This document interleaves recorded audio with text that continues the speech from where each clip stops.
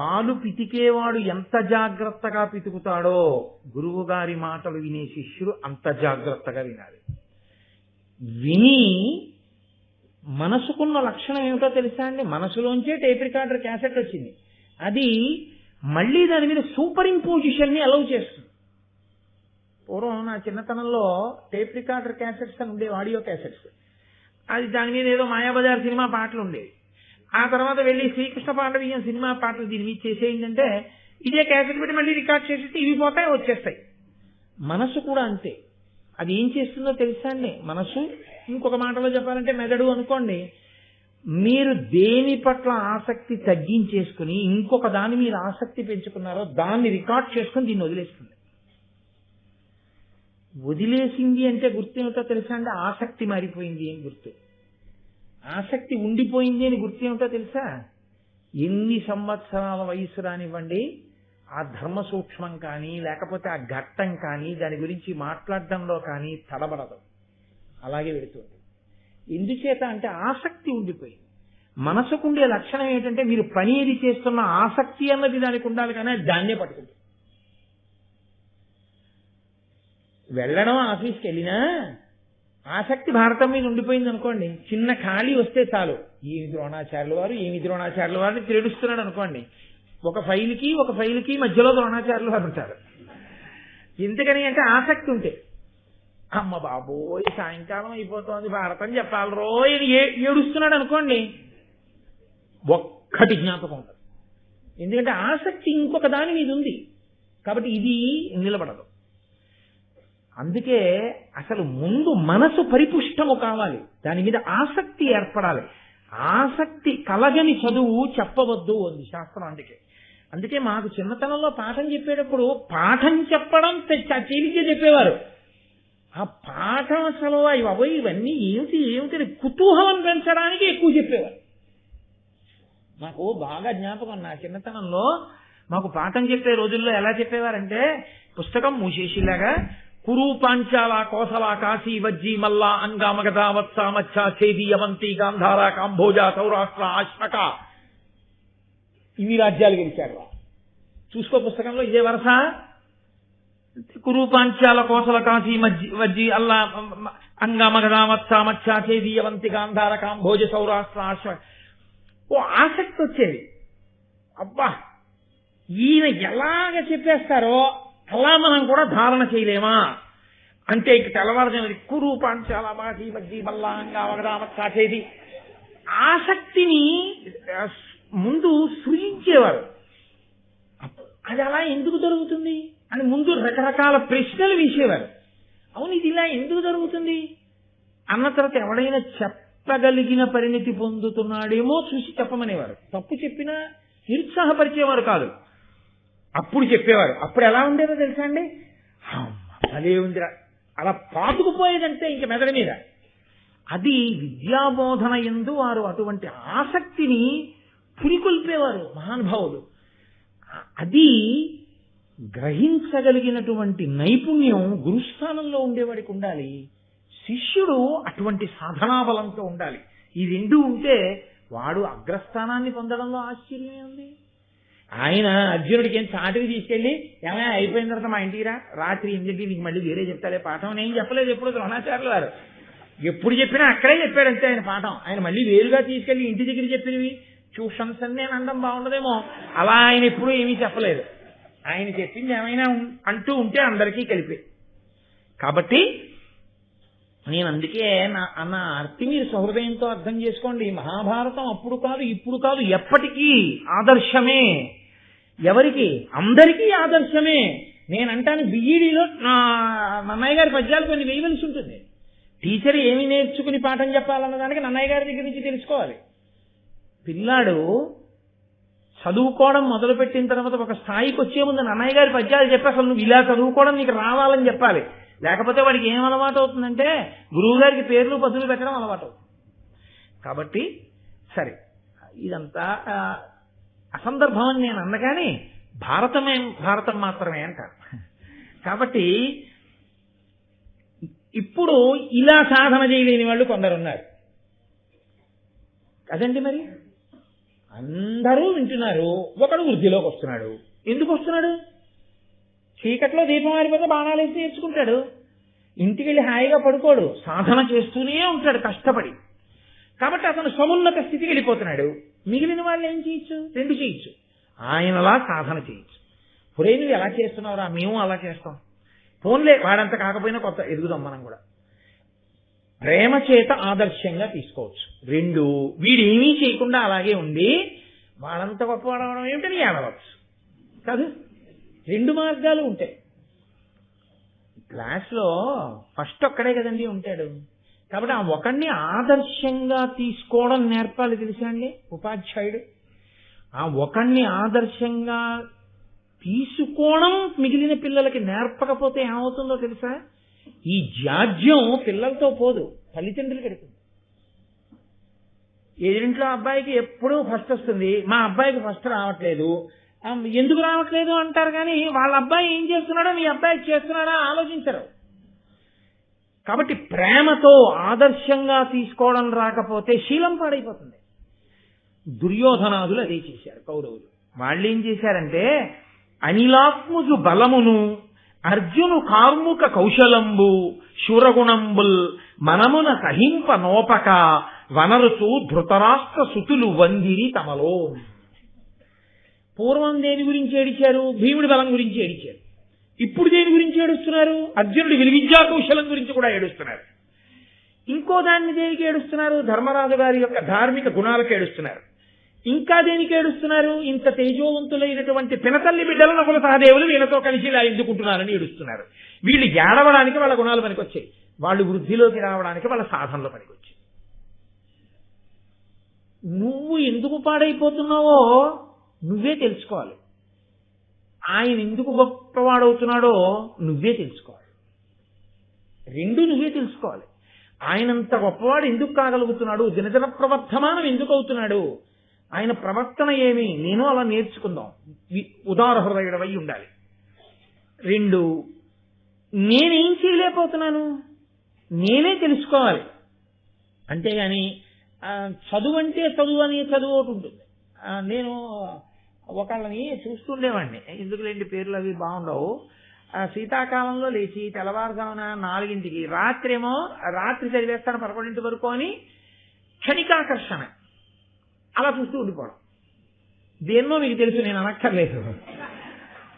తెల్లవారుజామున లేస్తానని అదేం చేస్తుంది? దానికి ఉన్న క్రమశిక్షణ నాకు లేదు. 4ంటికి నేను లేవాలి, నువ్వు మోగు అంటే ఇంటికి ఒక్కరిచ్చినట్టు 4 అయ్యేటప్పటికి సెకండ్లతో కొట్టేది. అంతకన్నా ఏమైనా చేస్తుందంటే ఈడికి లెంపకాయ కొట్టి లేపుతుందా? ఒక యంత్రం అది 4ంటికి నన్ను లేపంటే గంట కొట్టి శుభప్రదంగా మంగళప్రదంగా గంట మోగుతూ లే అని లేపు. నువ్వు దాని నోరు ఇలా పట్టుకుని నోరు మోయి, నువ్వే కదా లేకున్నావు, నువ్వు నిద్రపోయావు. ఎన్ని మాటలు దాని కంఠం నొక్కావో అన్ని మాటలు నువ్వు మెట్లు దిగావు. ఎన్ని మాటలు నువ్వు లేచి దాన్ని పవిత్రంగా చేతితో స్పృశించి భగవన్నామని చెప్పి నమస్కరించి లేచి నీ పనిలోకి నువ్వు వెళ్ళావో అన్ని మాటలు మెట్లెక్కుతున్నావు. లేవలేని వాడి అలారం ఎందుకు? అలారం పెట్టుకున్న వాడికి నిద్రపోవడం ఎందుకు? రెండూ తప్పులే. ఇది సాధన లేకపోవడం. పైగా పక్కవాడి మీద ఏడుపెందుకు? ఈ అసూయ అన్నది ఒకటి వస్తే వచ్చేవి జారుడు మెట్లే. నన్నయ్య గారు ఏదో సరదాకి రాసిన పద్యాలని మీరు అనుకోకండి. ఎవడి జీవితంలో వృద్ధిలోకి రావాలనుకున్నా ఆయన తెర వెనక చేసేటటువంటి సాధనని మీరు గమనించవచ్చు. ధనుర్వేదాన్ని పాండవులకి కౌరవులకి నేర్పడానికి ద్రోణాచార్యుల వారు కృపాచార్యుల వారు ఇద్దరు ఆచార్య స్థానంలో కూర్చుని ఉన్నారు.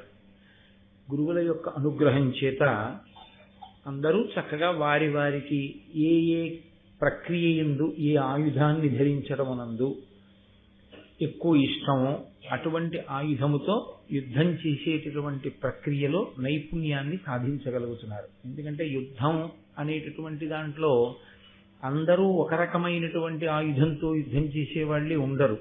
ఒకరికి కత్తి యుద్ధంలో ప్రావీణ్యం ఉంటుంది, ఒకరికి గదా యుద్ధంలో ప్రావీణ్యం ఉంటుంది, ఒకరికి ధనస్సు పట్టుకుని బాణములను విడిచిపెట్టడంలో ప్రావీణ్యం ఉంటుంది, ఒకరికి శూలాన్ని విసరడంలో ప్రావీణ్యం ఉంటుంది, ఒక్కొక్కరికి మళ్ళీ ధనుర్వేదంలో ఒక్కొక్కటి ఇష్టమై ఉంటుంది. అన్నీ చెప్పగలిగినటువంటి వాడై ఉంటాడు గురువు.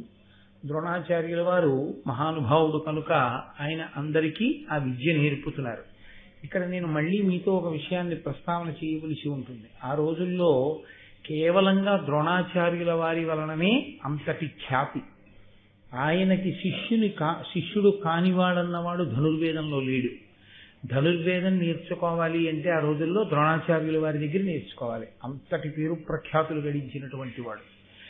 ఆయన దగ్గర శిష్యరికం చెయ్యడం కోసం ప్రపంచవ్యాప్తంగా ఆయన దగ్గరకు వచ్చి శిష్యరికం చేశారు.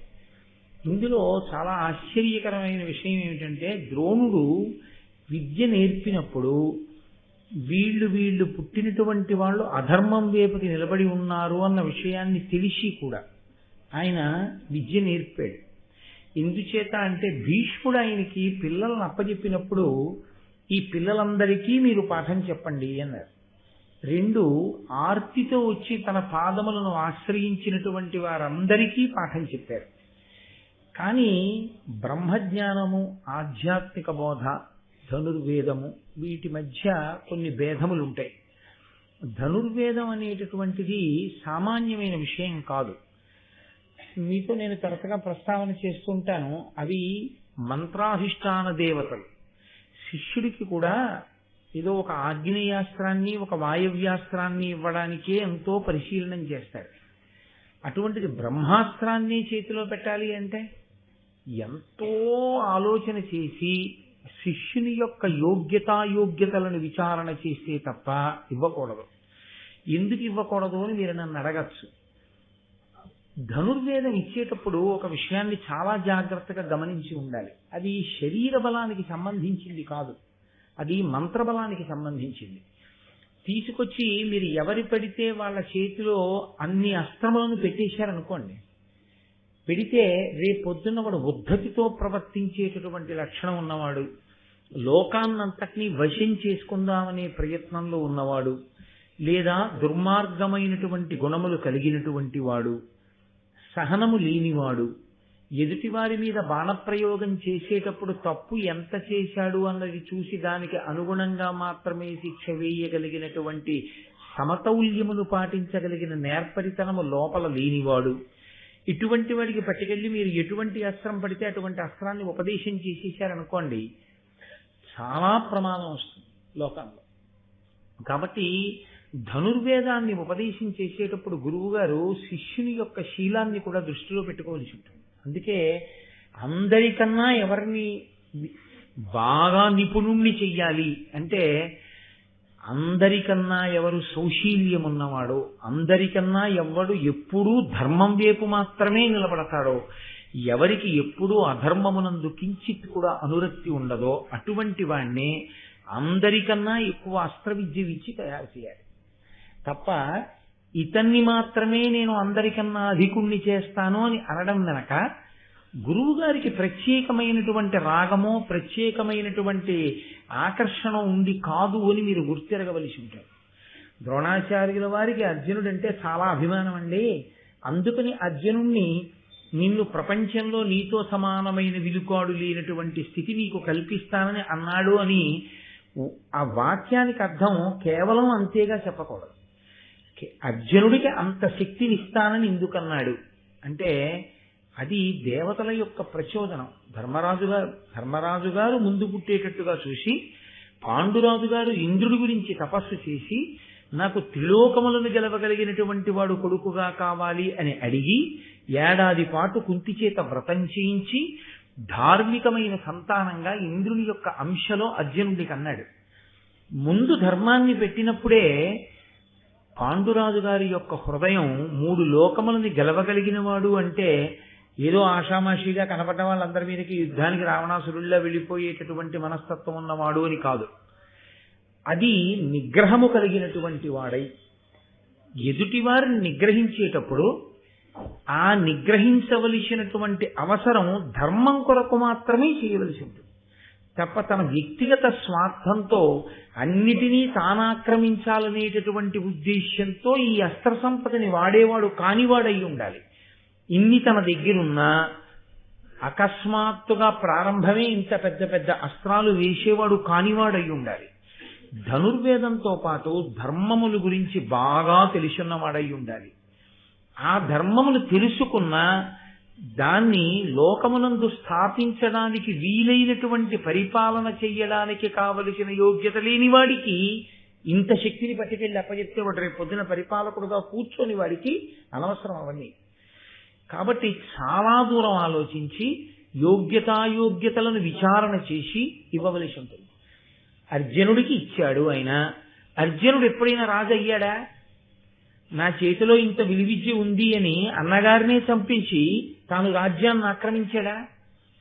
ఎన్నడు అర్జునుడికి అసలు మనసులో అటువంటి సంకల్పం ఎన్నడూ కలగదు. ఆయన ఎప్పుడు మాట్లాడినా ధర్మరాజు గారిని నేను సింహాసనం మీద కూర్చోబెడతానంటే, ధర్మానికి పట్టం కట్టేటటువంటి స్వరూపం ఉన్నవాడు, ఇంత శక్తి ఉండి ధార్మికుడైన వాడు చెప్పినటువంటి మాటలు వినగలిగినటువంటి వాడు.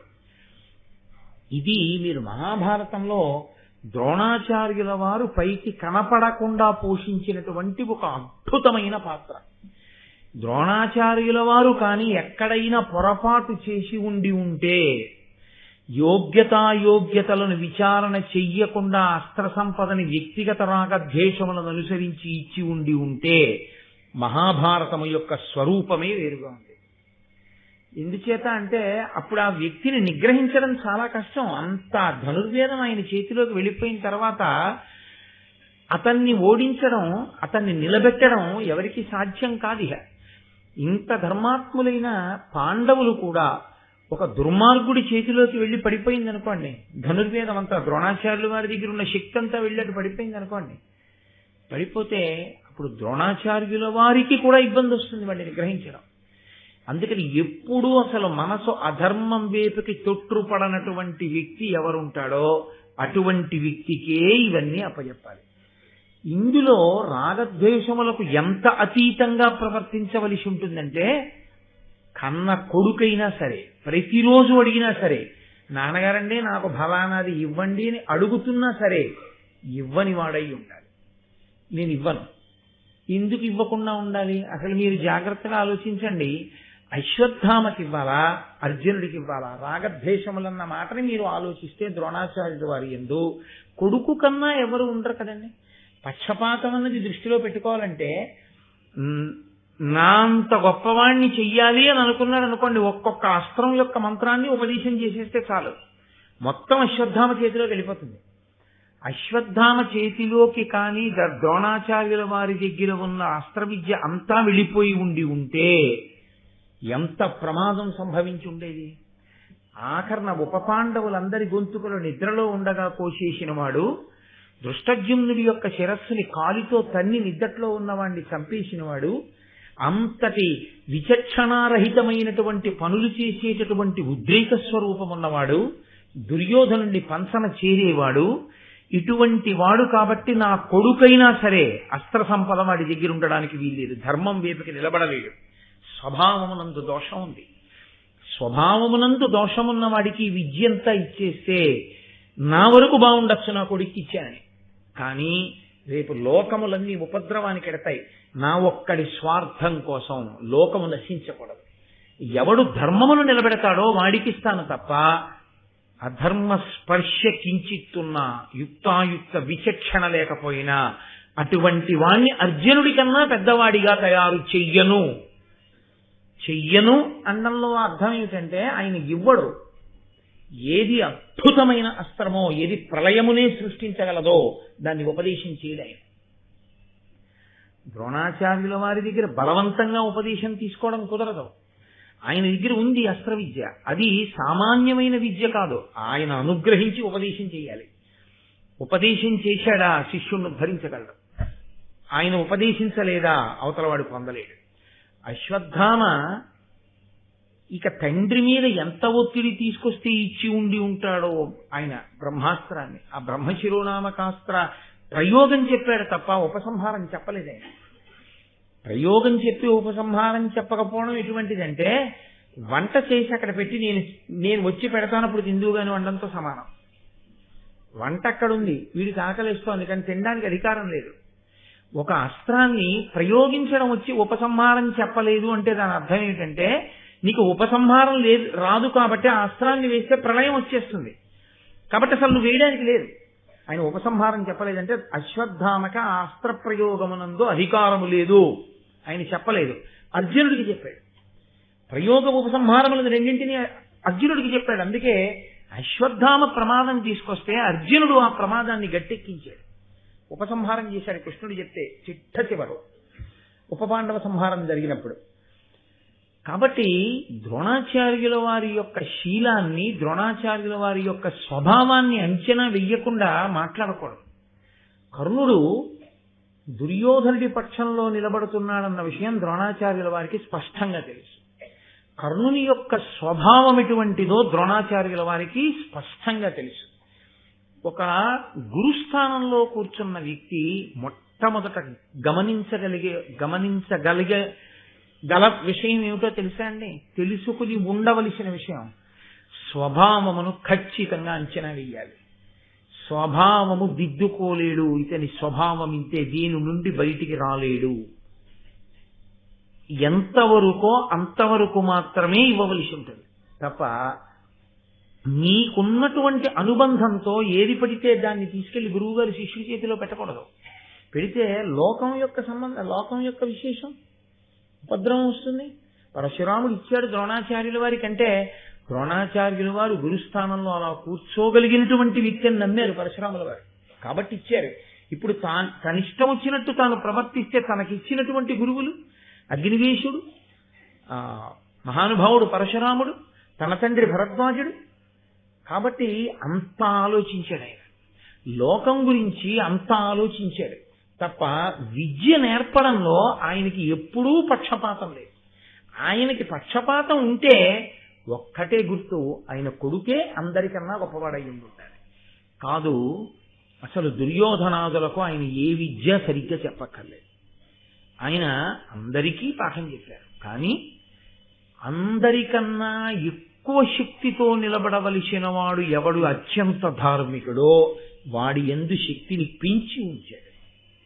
దేనికి పెంచి ఉంచాడంటే ఉపద్రవమే వస్తే వీడొక్కడు రక్షించాల ధర్మాన్ని, కాబట్టి అతనికి ఎక్కువ బోధ చేశాడు తప్పించి అందరినీ కూర్చోపెట్టి పాఠం చెప్పేటప్పుడు పక్షపాతము ప్రారంభము ద్రోణుడిది అని అనడానికి వీల్లేదు. ఒక శిష్యుడు అర్జునుడు ఎంత ధార్మికంగా ఉంటాడో అంత ధార్మికంగా ఉండి కనపడితే ద్రోణుడు అర్జునుడితో సమానంగా ఆ వ్యక్తికి కూడా ఇచ్చి ఉండేవాడు. మీరు ఆలోచించండి, కొంచెం జాగ్రత్తగా ఆలోచిస్తే దుర్యోధనుడి తమ్ముళ్ళకి ఎక్కువ అస్త్ర సంపదని కట్టపెట్టాడు అనుకోండి ద్రోణాచార్యుల వారు, ఆయన చాలా లబ్ధి పొందుతాడు. ఎందుకో తెలుసా అండి? దుర్యోధనుడు వెళ్ళి ధృతరాష్ట్రుడికి చెప్పాడు, మా బాగా అప్పచెప్తున్నాడు విద్యంతా, మాకు పిచ్చి బ్రాహ్మణుడు అన్నీ మాకు అప్పచెప్పేస్తున్నాడు నాన్న అని. కావలసిన అగ్రహారాలు ఇస్తాడు, కావలసినంత బంగారం ఇస్తాడు. ఆశపడి చెప్పాడా ద్రోణాచార్యుల వారు? చెప్పలేదు. అర్జునుడికి నేర్పాడు. తండ్రి బతికున్నాడా? తల్లి విధవరాలు. ఆ పినతల్లి బతికుందా? మాద్రి లేదు. ఏమిటి తనకి కలిసి వచ్చేది? గురువు తనకేం కలిసి వస్తుందని ఆలోచించిన వాడు గురువు కాడు. గురువు ఎప్పుడూ కూడా ఎక్కడ సౌజన్యం ఉన్నదో ఆ వ్యక్తి యొక్క ఐశ్వర్యంతో సంబంధం గురువు గారికి ఉండకూడదు. ఆ వ్యక్తి అర్హతని పొందినవాడు నెత్తి మీద పెట్టుకుంటాడంతే. ద్రోణాచార్యుల వారి యొక్క శీల వైభవం అటువంటిది కాదు. అసలు ఇంకా ఆయన శీలానికి గొప్పతనం ఏమిటో తెలుసా అండి? ద్రుపదుడు తపస్సు చేసి కన్నాడు, ద్రోణాచార్యుల వారిని చంపే కొడుకు కావాలి నాకు. అగ్నిగుండంలోంచి వచ్చాడు దుష్టజుమ్నుడు. ద్రోణాచార్యుల వారిని చంపడానికే పుట్టాడు ఆ అబ్బాయి అన్న విషయం ద్రోణాచార్యుల వారికి తెలుసు. ఆ అబ్బాయి వచ్చి నాకు అస్త్ర విద్య మీరు నేర్పండి అన్నాడు. కత్తి పట్టుకుని ఎలా శత్రువు పీక కొయ్యాలో నేర్పితే ఈ పిల్లవాడు కోసే పీక నాది అని ద్రోణుడికి తెలుసు. తెలిసి కూడా ఆయన నేర్పాడు. చచ్చిపోవడం ఎప్పుడప్పుడు చచ్చిపోతాం, శరీరం పడిపోతుంది, కానీ ఆశ్రయించిన శిష్యుడికి నేను ఇవ్వకుండా ఉండకూడదు. కాబట్టి అతనికి ఎంత అర్హత ఉందో అంతా ఇచ్చేశాడంతే. ద్రోణాచార్యుల వారి దగ్గర విద్య నేర్చుకున్న ధృష్టద్యుమ్నుడు చిట్ట చివర ధనస్సు విడిచిపెట్టేసి నిలబడిపోయినటువంటి ద్రోణుడి రథం మీదకి దూకి ఆయన కంఠం కోసేశాడు. తన కంఠం కోసేస్తాడని తెలుసు ద్రోణుడికి, తెలిసి పాఠం చెప్పాడు. కత్తి ఎలా పట్టుకోవాలో, కత్తితో యుద్ధం ఎలా చేయాలో నేర్పాడు. అటువంటి ద్రోణుడి పట్ల పక్షపాత ధోరణి ఇంకొక కోణంలో మీరు ఎలా స్థాపిస్తారు చెప్పండి నాకు. అది తెలిసి కలిగిన మాట. కాబట్టి మహాత్ముల యొక్క దృష్టికోణం ధర్మం గురించి మాత్రమే తప్ప వేరొక విషయం గురించి కాదు. అటువంటి స్వార్థమే ద్రోణునకుంటే ద్రోణుడు అన్నిటికన్నా ముందు అశ్వత్థామకి పాఠం చెప్పకుండా ఉండకూడదు, అన్ని అశ్వత్థామకి ఇవ్వాలి. 2, తప్పకుండా ఆయన అసలు తనని చంపడానికి పుట్టిన వాడికి పాఠం చెప్పకుండా ఉండాలి. ఈ 2 చెయ్యని వాడు ఆయన. అటువంటి ద్రోణాచార్యుల వారి దగ్గరికి ఒకానొకప్పుడు హిరణ్యధన్వుడు అనబడేటటువంటి ఒక ఎరుకరాజు యొక్క కొడుకు ఏకలవ్యుడు ఆయన పేరు. ఆ ఏకలవ్యుడు అనబడేటటువంటి ఎరుకరాజు యొక్క కుమారుడు అరణ్యమునందు ఉంటుంటాడు. అతను ఆయన వచ్చి ద్రోణాచార్యుల వారిని సమీపించి ప్రార్థన చేశాడు, నాకు మీరు విలువిద్య నేర్పండి. ద్రోణుడు అతని వంక చూసి, నేను నీకు నేర్పను. సరే, దీని మీద చాలా చిలవల పొలవలు అయిందనుకోండి, ఆయన నేర్పను అన్నాడు. ద్రోణుడు నేర్పను అన్నాడు అంటే ఏకలవ్యుడు ఎవరో ద్రోణుడికి తెలుసా? ఆయనకి తెలియదు. ఎక్కడి నుంచి వచ్చాడో తెలుసా? తెలియదు. పోనీ ఏమైనా అంతకు ముందు శత్రుత్వం ఏమైనా ఉందా? ఏమీ లేదు. మరి ఎందుకు నేర్పనన్నాడు? కనపడగానే ఉన్నటువంటి స్వరూప స్వభావాల్ని బట్టి అతను ఎరుకరాజు యొక్క కుమారుడు, ఎరుక జాతికి చెందినవాడు అని తెలుసుకున్నాడు. తెలిసి అతనికి చెప్పిన కారణం మాత్రం నీకు అనవసరం, ఎరుక జాతిలో జన్మించిన వాడివి నేను నేర్పను అని చెప్పాడు. అంతవరకే చెప్పాడు, అంతకు మించి చెప్పలేదు. ఇక వెళ్ళిపోయాడు ఏకలవ్యుడు. కానీ ఆయన సాధన గొప్పది, చాలా గొప్ప సాధన. మహాభారతంలో అనితర సాధ్యమైనటువంటి విషయాన్ని సాధించాడు ఏకలవ్యుడు. ఆయన వెళ్ళి వినయమున ద్రోణరూపు మన్నున అమర్చి దానికి అతిభక్తితోడ ప్రదక్షిణంబు చేసి మృక్కుచు సంతతాభ్యాస శక్తి అస్త్ర విద్యా రహస్యంబులర్ధిబడసే. అర్ధిపడసే.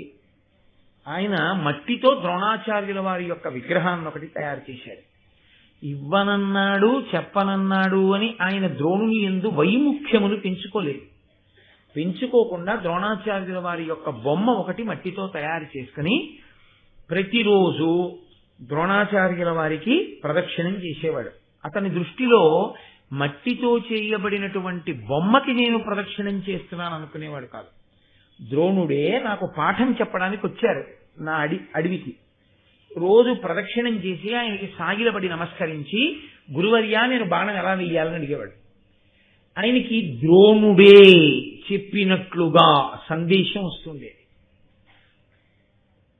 గురువా చెప్పేది, శిష్యుడి గురువా? శిష్యుడి గురువు. ద్రోణుడు వచ్చి చెప్పలేదు పాఠం, కానీ ఆయనకి ద్రోణ తేజస్సు పలికిందంతే. పలికి ఆయనకి అవగతమయ్యాయి అన్ని. జన్మజన్మాంతర సంస్కారం, ఆయనకున్న గురుభక్తి అంత గొప్పది. కాబట్టి ఆయనకిప్పుడు అడుగుతుండేవాడు, వాయవ్యాస్త్రం ఎలా, లేకపోతే ఈ బాణం వేయడం ఎలా, ఒకేసారి వింటినారికి ఇన్ని బాణములను తొడిగి విడిచిపెట్టడం ఎలా. అంతే, గురువు గారి దగ్గర నిలబడి నేర్పుతున్నట్లు అనిపించేది. వచ్చేస్తే అతను చాలా గొప్ప అస్త్ర విద్యా రహస్యంబులర్ధిబడసి, అస్త్రముల యొక్క విద్యా రహస్యములన్నింటినీ పొందాడు. అవి శస్త్రములు కావు, కేవలం కత్తి, ఈటె ఇటువంటివి కావు. అవి అస్త్రములు. అస్త్రములు అంటే మంత్ర సంబంధములు. మంత్రముల యొక్క ఉపదేశం అతనికి జరిగిపోయింది ద్రోణుని వలన. ద్రోణుడు అంగీకరించలేదు ఇవ్వడానికి, ఇచ్చానని ద్రోణుడికి తెలియదు. ఆయనేమి ఇవ్వలేదు. మీరు ద్రోణుడిని అడిగారనుకోండి, నేను ఇవ్వలేదని చెప్పాడు ద్రోణుడు. నేను ఇవ్వలేదా విద్య నాకు తెలియదు. ద్రోణుడే ఉపదేశం చేశాడు ఏకలవ్యుడికి. ద్రోణుడు అబద్ధం ఆడాడా, ఏకలవ్యుడు అబద్ధం ఆడాడా? ఏకలవ్యుడు అబద్ధం ఆడితే విద్య రావడం అబద్ధం. విద్య వచ్చింది. ద్రోణుడు అబద్ధం ఆడితే ఆయన శీలానికే కళంకం. అలా అబద్ధం ఆడవలసిన అవసరం లేదు. గురువుగారు నేర్పాలనుకుంటే ఏకలవ్యుడికి నేర్పచ్చు. కాబట్టి ద్రోణుడు అబద్ధం ఆడలేదు. మరి ద్రోణుడు అబద్ధం ఆడక ఏకలవ్యుడు అబద్ధం ఆడక ఏకలవ్యుడికి అస్త్ర విద్య ఎక్కడి నుంచి వచ్చింది? దానికి సమాధానం నువ్వు కూడా ఉపాసన చేయగలిగితే నీకు తెలుస్తుంది. అంతే. కొన్నింటికి వాగ్రూపమైన సమాధానములు ఉండవు. గురువుగారు అనేటటువంటి నిశ్చలమైన భక్తితో మీరు గురుస్వరూపం యొక్క పాదములను గట్టిగా పట్టుకుని నిలబడగలిగితే, గురువు అనగా ఎవరు?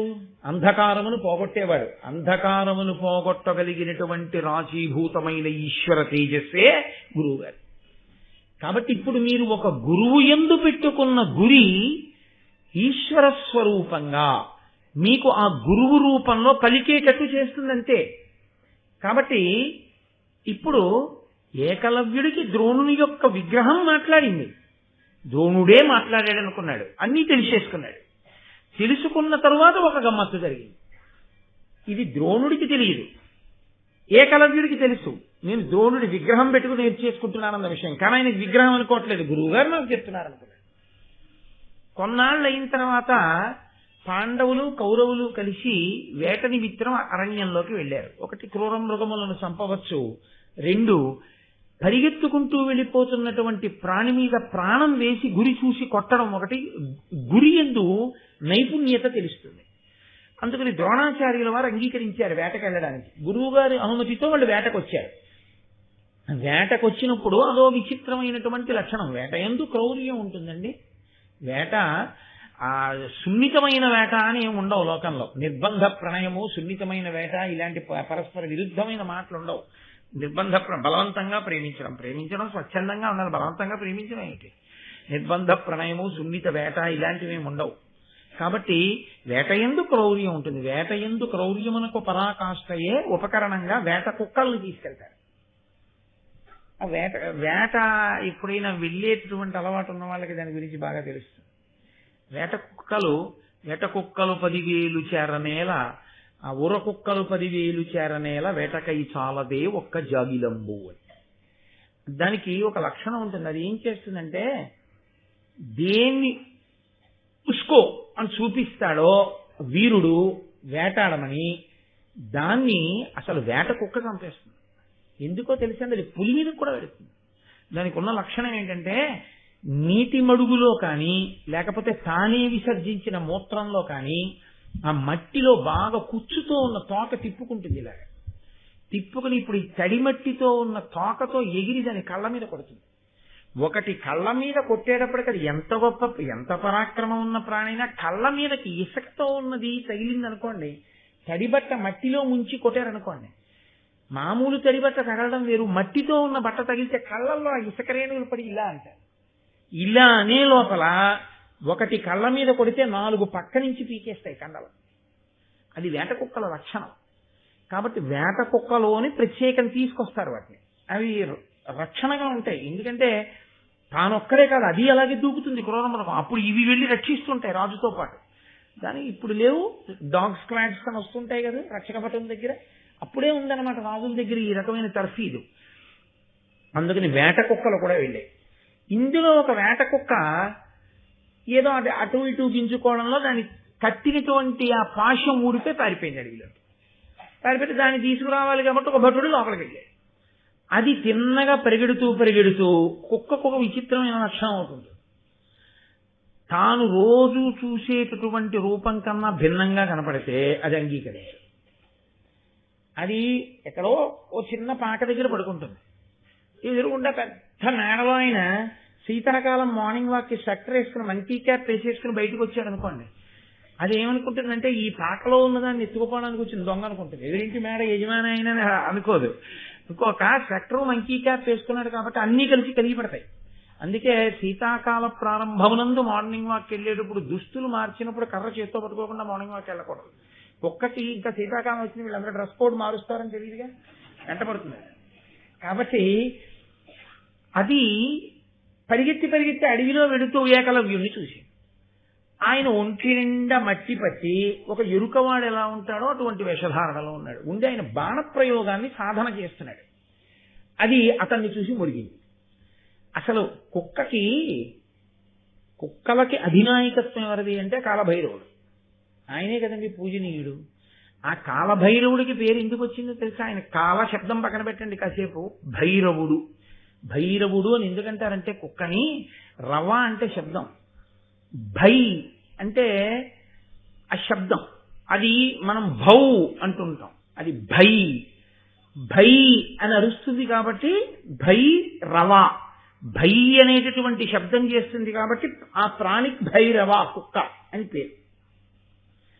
కాబట్టి అది ఇప్పుడు భై అనేటప్పుడు నోరు చేర్చుకుంటుంది కదా. ఆయనకి ఎంత కోపం వచ్చిందంటే నన్ను చూసి కుక్క మొరగడమా అని ఉత్తర క్షణంలో దాని నోట్లోకి 7 బాణాలు కొట్టాడు. ఎలా కొట్టాడంటే ఇలా వెళ్ళి గుచ్చుకోలేదు, ఇలా వెళ్ళి ఇలా వచ్చి ఇలా. ఆ కుక్క దవడలిహ మూసుకోవడానికి వీల్లేదు కాబట్టి అది ఉండిపోయింది. కాబట్టి ఇంకోసారి అది మూసి తెలిస్తే గాని భై అనలేదు కదండి. నన్ను చూసి భై అంటావా అని కొట్టాడు. 7 బాణములు వేశాడు. అర్జునుడు 5 వేస్తాడు. అర్జునుడు నోరు తెరిచిన ప్రాణి తెరవకుండా కొట్టాలంటే 5 వేయగలడు. ఆయన 7 వేశాడు. 7 వేస్తే ఆ కుక్క పారిపోయాడు, భయపడి. భటుడు పారిపోయాడు. అది ఎవరు చూడాలో వాళ్ళే చూశారు. వాళ్ళు అన్నారు, ఇప్పుడు ఎవరికి ఉండే పాండిత్యం వాళ్ళది కదండి. మీరు చూడండి, సాధారణంగా కారు ఎక్కి వెళ్ళిపోతున్నారు అనుకోండి, మన గొడవలో మనం ఉంటాం. డ్రైవర్ అంటాడు డోర్ పడలేదండి అంటే, అది మనం గమనించాం. అతను డోరు పడలేదండి అంటాడు అంతే. అతను గమనించలేదు అనుకోండి, సరే తర్వాత ఇంటెన్సివ్ కేర్ యూనిట్. కాబట్టి ఎవరికి ఉండే ప్రజ్ఞ వాళ్ళకు ఉంటుంది, వాళ్ళు వెంటనే పసిగడతారు. ఎవరి సునిశ్చిత పరిజ్ఞానం వాళ్ళది. కాబట్టి 7 బాణములను ఇలా కుక్క నోట్లోకి ఎవరు వేశాడు అని తెల్లపోయి అర్జునుడు అడిగాడు, ఎవరు వేశాడు ఈ బాణాలని? ఏకలవ్యుడని ఎవరో ఒక ఎరుకల వాడు ఉన్నాడండి, బాణ సాధన చేస్తున్నాడు. కుక్కొక్క మాట భై అంది, 7 బాణములు కొట్టాడు నోట్లోను. నేను కూడా అడిగిపోయి పారిపోయిచ్చాను. అర్జునుడు చింతాక్రాంతుడైపోయాడు. ఎందుచేత అంటే అతనికి దాన్ని బట్టి తెలిసిపోయింది తనకన్నా గొప్ప విలుకాడున్నాడు లోకంలో. ద్రోణాచార్యుల వారు తనకి ప్రమాణం చేశాడు తనని విలుకాడిని చేస్తానని. కానీ తనకన్నా గొప్ప విలుకాడొకడు లోకంలో ఉన్నాడు. అంత గొప్ప విలుకాడు తయారు కావాలంటే ద్రోణుడు గురువు కాకుండా అయ్యే అవకాశం లేదు. ఎందుకంటే ద్రోణుడి కన్నా గొప్ప గురువు లేడు ఇక ధనుర్వేదం చెప్పడానికి. కాబట్టి ద్రోణుడే చెప్పి ఉండాలి. పైగా వచ్చిన భటుడు ఏమన్నాడంటే, ఎదురుకుండా ద్రోణాచార్యుల వారి విగ్రహం ఉంది, అక్కడే నేర్చుకుంటున్నాడని చెప్పాడు. అనుమాన పడలేదు కానీ బాధపడ్డాడు అర్జునుడు. అయిపోయింది ఈ సంఘటన. అయిపోయిన తర్వాత గురువు గారు రాత్రి ఎక్కడో పడుకున్నాడు, పాపారణ్యంలో ఏదో ఒక శిబిరంలో పడుకున్నాడు ద్రోణాచార్యుల వారు. అర్జునుడు వెళ్ళి ఆయన కాళ్ళు పడుతూ ఆయన్ని ఏమనలేదు. గురువుగారు మీరు నన్ను అధికుణ్ణి చేస్తానన్నారు, ఇంకోన్ని చేశారు అని ఆరోపణ చేయకుండా ఎంత మృదువుగా మాట్లాడాడో చూడండి. ఆయన అన్నాడు, నాకంటెను మీకంటెను లోకములో అధికుడతి బలుండు ధనుర్విద్యా కౌశలమున ఆతడు మీకు ప్రియ శిష్యుడటే అమిథ్యావచన. అమిథ్యావచన అంటే అబద్ధాలు చెప్పడం అలవాటు లేనటువంటి ఓ మహానుభావ, నీకంటే లోకంలో విలుకాడు ఉండడన్నావుగా, ఉన్నాడు. ఎంత గొప్పగా పిలిచాడో చూడండి ద్రోణాచార్యులు వారిని. ఆ రోజున పిలిచి, ఎన్నడూ అబద్ధం ఆడని వాడా, మీకంటే నాకంటే గొప్పవాడు ఉన్నట్ట విలుకాడు లోకంలో. గురువుని మించిపోయిన శిష్యుడైపోయాడు ఆయన. కాబట్టి అతను ధనుర్విద్యా కౌశలమున ఆతడు మీకు ప్రియు శిష్యుడటే. ధనుర్విద్యా కౌశలమునందు అతనే మీకు ప్రియ శిష్యుడట. లేకపోతే నాకన్నా కూడా గొప్పవాడయ్యాడంటే మీరు ప్రీతితో అంత నేర్పకపోతే అతనికి ఎలా వస్తుంది? ఇప్పుడు ద్రోణుడు పడుకున్నవాడు ఉలిక్కిపడి లేచాడు. లేచి ఆయన అన్నాడు, నేను నేర్పానా? ఏకలవ్యుడా? అంత అస్త్ర విద్య ఇచ్చానా? ఎక్కడుంటాడని అడిగాడు. లోపల ఉంటాడట, పద పెడదాం అన్నాడు. అర్జునుడు ద్రోణుడు కలిసి వచ్చారు. ఏకలవ్యుడికి తెలిసింది ద్రోణాచార్యుల వారు వస్తున్నారు. అంతే మహాసంబరపడిపోయాడు. ఎదురొచ్చాడు, ద్రోణాచార్యుల వారి కాళ్ళ మీద పడ్డాడు, నమస్కారం చేశాడు, తీసుకెళ్లాడు, కూర్చోబెట్టాడు, ఆ విగ్రహం చూపించాడు. మహానుభావ, మీ అనుగ్రహంతోటే నాకు ఇంత విద్య వచ్చింది, ఇదిగో ఇన్ని నేర్చుకున్నానన్నాడు. అంటే ద్రోణుడు అన్నాడు, నాకు గురుదక్షిణ ఇవ్వవద్దా నా దగ్గర నేర్చుకుంటే అన్నాడు. ఇవ్వాలి, అది న్యాయం. గురుదక్షిణ ఇవ్వకపోతే ఆ విద్య ఫలించదు. కాబట్టి నేను మీకు దక్షిణ ఇస్తాను. ఇది దేహంబు, ఇది అర్థంబు, ఇది నా పరిజన సమూహము. ఇన్నిటిలో నెయ్యది మీకిష్టము, దానిని మొదమొదవగా ఇత్తు కొనుడు అమోఘం బలిన. మహానుభావ, ఏమిమ్మంటారు గురుదక్షిణ? ఇది దేహము, ఇదిగో ఇది నా శరీరం, మీకు ఇచ్చేయమంటారా? ఇచ్చేస్తాను. ఇది అర్థంబు, ఇది నాకున్నటువంటి సంపద, ఇందులో మీకేం కావాలి తీసుకెళ్ళిపోండి. ఇది నా పరిజన సమూహము, వీళ్ళందరూ నా దగ్గర ఉండేటటువంటి పరిజనులు. ఇన్నిటిలో ఎయ్యది మీకు ఇష్టము, వీటిల్లో మీకేది ఇష్టం, మీకేం కావాలి? మొదమొదవగా ఇత్తు, నేను సంతోషంగా ఇచ్చేస్తాను. ఏం కావాలన్నా నా శరీరంతో సహా ఏది కావాలి చెప్పండి, ఇచ్చేస్తానన్నాడు. అంటే ఈయనన్నాడు, నీ కుడి చేతి బొటనవేలు కోసి నాకు గురుదక్షిణగా ఇచ్చేసేయి అన్నాడు. అంతే. ఆ మాట అడిగిన క్షణకాలం కూడా ఇంకా ఏకలవ్యుడు ఆలోచించలేదు. ఉత్తర క్షణం తన కుడి చేతి బొటనవేలిని ఎడం చేత్తో కోసేసి ఆకులో పెట్టి దక్షిణగా ఇచ్చేశాడు. కాబట్టి ఎమ్మిని నీ దక్షిణ హస్తమ్మున పెనువ్రేలు దునిమి దక్షిణ ఇమ్మిష్టమ్మిది నా కనవుడు విన అమ్మున వాడిచ్చేదాని ఆచార్యునకు. అడిగినప్పుడు కూడా ఏది అడిగాడు? పెనువ్రేలు, పెద్ద వేలు ఏదిందో అది ఇమ్మన్నాడు. అంతే, ఇచ్చేశాడు. ఈ వేలుకున్న లక్షణం ఏమిటో తెలుసా అండి? ఈ వేలు ఈ 4 వేళ్లకి దూరంగా ఉంటుంది, కానీ దీనితో కలవకుండా ఈ 4 వేళ్లు ఏమీ పట్టుకోలేదు. పెన్ను పట్టుకోవాలనుకోండి, ఈ రెండూ కలిపి దీనితో కలవాలి. ఏదో ఓ చిటికెడు ఇవ్వండి అన్నారు అనుకోండి, ఓ చిటికెడు అంటే ఈ రెండూ కలిపి ఇలా తీయాలి. ఓ తాడెత్తుకోవాలనుకోండి, ఇలా 4 వేళ్లతో పట్టుకుంటే బిగుతుండదు, ఇలా పట్టుకుంటే బిగుతుంటుంది. దాచండి అన్నాను అనుకోండి, ఇలా దాస్తే తెలిసిపోతుంది, ఇలా దాచాను అనుకోండి, గుప్పిటి మూసాను అనుకోండి తెలియదు. ఇది దూరంగా ఉంటుంది, కానీ ఈ 4 దేనికైనా సరే దీనిని ఆశ్రయిస్తాయి. అందుకే ఒక విషయం చెప్తుంటారు, బ్రిటిష్ వారు తమ మాంచెస్టర్ క్లాత్ బాగా అమ్మకం అవడం కోసమని భారతదేశంలో ఉన్న నేతగాళ్ల యొక్క నేతతో కూడినటువంటి బట్ట ముందు నిలబడలేకపోతే ఏకకాలంలో చాలా మంది సాలెవాళ్ల బొటన వేళ్లు తీసేశారు, వాళ్ళ బట్ట దేశంలో అమ్ముడవడానికి. వాళ్ళు ఇంకా అలా నెయ్యడానికి అవకాశం లేకుండా చేయడానికి. ఒకానొకప్పుడు తిరుమలలో వెంకటేశ్వర స్వామి వారి క్షేత్రంలో ఒక వస్త్రం ఒకటి ఉండేది ప్రత్యేకం, చాలా కాలం పాటు. అది చిన్న వస్త్రం. ఆ వస్త్రం పెట్టి తుడిస్తే ఏమయ్యేదంటే మీకు నల్లపూసంత ధూళికణం కూడా అక్కడ ఉండేది కాదు. ప్రత్యేకంగా ఆ బట్ట పెట్టి తుడిచేసేవారు. ఆ బట్ట పెట్టి తుడిచారు అంటే ఇంకా ధూళికణమంత దుమ్ము కూడా అంతరాలయంలో ఉండడానికి వీల్లేదు. అటువంటి బట్టలు నేశారు. అగ్గిపెట్టెలో పట్టగలిగినంత చీర నేసినటువంటి నేతగాళ్లు పుట్టినటువంటి దేశం ఈ దేశం.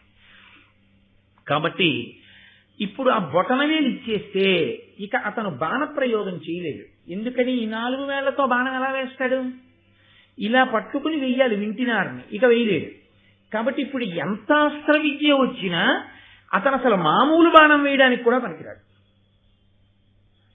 కాబట్టి ఇప్పుడు ఇంత గొప్ప ఏకలవ్యుడు కూడా ఎందుకు పనికిరానటువంటి వాడిగా ఎందుకు పనికి మాలిన వాడు అంటే అసలు ఎందుకు పనికి మాలిన వాడు అని నా ఉద్దేశ్యం కాదు. అతను ఆ తర్వాత ఈ 4 వేళ్లతో కూడా బాణాలు వేశాడు. కానీ అతను చాలా పెద్ద వీరుడిగా నిలబడ్డానికి వీలు లేని స్థానంలో ఆ బొటన వేలు ద్రోణాచార్యుల వారు తీసేశారు. తీసేయడం వల్ల అర్జునుడే పెద్ద విలుకాడుగా నిలబడిపోయాడు. సరే, ఇప్పుడు నేను మీకు ఈ విషయం చెప్పినప్పుడు మీరు ఒక పెద్ద ధర్మ సంకటంలోకి వెళ్ళారని నాకు తెలుసు.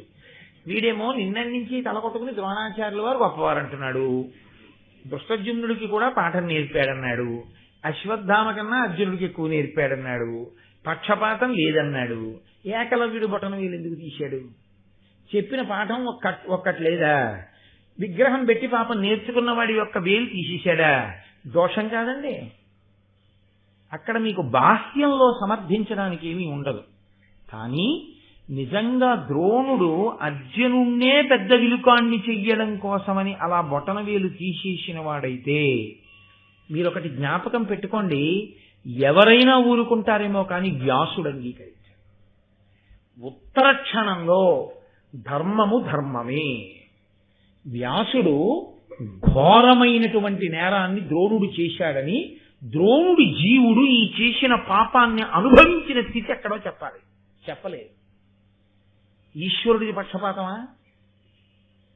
తీసేస్తే తీసేశాడులే, ఎరుకవాడి బొటన వేలు తీశాడు కాబట్టి మనం ద్రోణాచార్యుల వారిని ఏం అనకూడదని చెప్పి ఊరుకున్నాడా?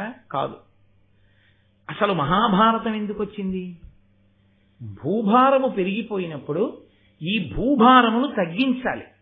పాపులందరినీ తగ్గిస్తే తప్ప భూభారము తగ్గదు.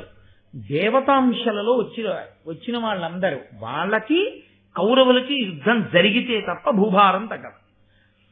ఏకలవ్యుడి యొక్క స్వభావమునందు ఒక పెద్ద దోషం ఉంది. అతను ధర్మము వైపుకి వంగలేడు. అతనికి ఆభిజాత్య దోషం ఉంది. అతను ఎంతసేపు తనకున్నటువంటి విద్యని ఎదుటివారికి శిక్షగా ధనుర్వేదాన్ని ఉపయోగించవలసి వస్తే ఎంత మోతాదులో శిక్ష వెయ్యాలో అంత మోతాదులోనే ధనుర్వేదాన్ని వాడగలిగినటువంటి సహనం ఉన్నవాడు కాడు. సహనం ఉన్నవాడైతే జాతి లక్షణం చేత అది చాలా సహజం. ఎవరైనా విచిత్రంగా కనబడితే ఓ కుక్క మురుగుతుంది. దానికి కోటీశ్వరుడా అనవసరం, లేకపోతే మహాపండితుడా అనవసరం. దానికి విచిత్రంగా కనబడ్డాడు, అది మురుగుతుందండి. అది దాని స్వభావం. అది దానికి ఓ చీయనాలి, ఓ కర్ర పెట్టి కొట్టాలి మహా అయితే, అంతే, అంతవరకే. కుక్క భై అంటే 7 బాణములు దాని నోట్లో నిలువుగాను అడ్డంగాను కొట్టేశాడు అంటే అతనికున్న విలువిద్య ప్రకాశిస్తే లోకమునకు ఎంత ఉపద్రవమో అతను వెళ్లి దుర్యోధనుడి పక్షమే చేరుతాడు ఖచ్చితంగా, అందులో సందేహం లేదు. బొటనవేలు తీశాక కూడా అతను కౌరవ పక్షం వైపుకి చెందిన జరాసంధులు మొదలైన వాళ్ళ వైపుకు వెళ్ళాడు. కాబట్టి ఉత్తరోత్తర ధర్మానికి వ్యతిరేకంగా నిలబడే వాళ్ల వైపుకి కర్ణుడితో పాటు ఏకలవ్యుడు కూడా చేరిపోతే ధర్మ సంస్థాపన కష్టం. కాబట్టి తేలికగా గురుదక్షిణ రూపంలో బొటనవేలు తీస్తే తప్ప ఒక వ్యక్తికి అన్యాయం జరిగినా ఒక సమాజమునకు ప్రయోజనం జరగాలి, దేశంలో ధర్మం నిలబడాలి. ఆ ధర్మ నిరతి కొరకు ఒక వ్యక్తికి అన్యాయం జరిగినా గురుదక్షిణ రూపంలో తాను తీసుకుని ఏకలవ్యుని యందు విద్య సమాజమునందు ప్రమాదకారిగా పరిణమించకుండా ద్రోణుడు అడ్డుపడ్డాడు. ఈ అడ్డుపడ్డం ఏకలవ్యుడి విషయంలోనే కాదు, అశ్వత్థామ కూడా అడ్డుపడ్డాడు. కాబట్టి ఇందులో ద్రోణుడికి వ్యతిరేకంగా తీర్పు చెప్పడానికి ఏమీ లేదు. సహృదయతతో ఆలోచించినప్పుడు ద్రోణుడికి పుష్పహారం వెయ్యవలసిందే. కాబట్టి అలా ఏకలవ్యుడి దగ్గర బొటనవేలు తీసుకుని ఆ ధర్మము ఎంతకాలము నిలబడుతుందో మీరు చూడండి. అధిక్షేపించి అర్జునుడు మాట్లాడచ్చు, కంటి ముందు సాక్ష్యం కనబడింది ఏకలవ్యుడి విషయం. అంత మర్యాదగా గురువు గారితో మీకంటే నాకంటే వీరుడొకడు కనపడుతున్నట్ట, అతను మీకు చాలా వాత్సల్యపూరితమైన శిష్యుట, మాట తప్పని గురువు గారు అన్నది విషయం తప్ప ఒక్క వాక్కు గురువు గారిని అధిక్షేపిస్తూ తొందరపడిపోయి ఏదో సాక్ష్యాలు ప్రవేశపెట్టి గురునింద చేసి అర్జునుడు మాట్లాడలేదు. ఆయనకి గురువు గారి మీద ఉన్నటువంటి భక్తి అటువంటిది, ఆయనకున్న ధర్మ నిరతి అటువంటిది. ఆ ధర్మ నిరతి కట్టకడపటి వరకు అలాగే కట్టుబడిపోయాడు అర్జునుడు ద్రోణుడి విషయంలో. ఆ గురుభక్తి అయితేనేమిటి, పితృభక్తి అయితేనేమిటి, పెద్దల పట్ల భక్తి అయితేనేమిటి, అన్నగారి మీద భక్తి అయితేనేమిటి, దేనికైనా అంతే. ఒక్కసారి ద్రౌపదీదేవితో కలిసి ఉన్నటువంటి ధర్మరాజుని చూసినందుకు తీర్థయాత్ర చేశాడు ఆయన, వ్యాసుడు పెట్టిన నియమానికి. అంతటి ధార్మికుడు అర్జునుడు. అంతటి ధార్మికుడైన వాడి చేతిలో ఇంత గొప్ప శక్తి ఉండి అతని కన్నా గొప్పవాడు లేకపోతే అతను ధర్మాన్ని కాపాడగలడు. అంతకన్నా గొప్పవాడు ఉండి వాడు అధర్మపక్షపాతి అయితే అప్పుడు అర్జునుడు ధర్మపక్షపాతి అయినా ఆయన కూడా ధర్మాన్ని నిలబెట్టలేని స్థితి వస్తుంది. కాబట్టి ద్రోణుడి యొక్క తీర్పు ధర్మము కొరకు మాత్రమే తప్ప అన్యము ఆయన యొక్క ఉద్దేశ్యము కాదు.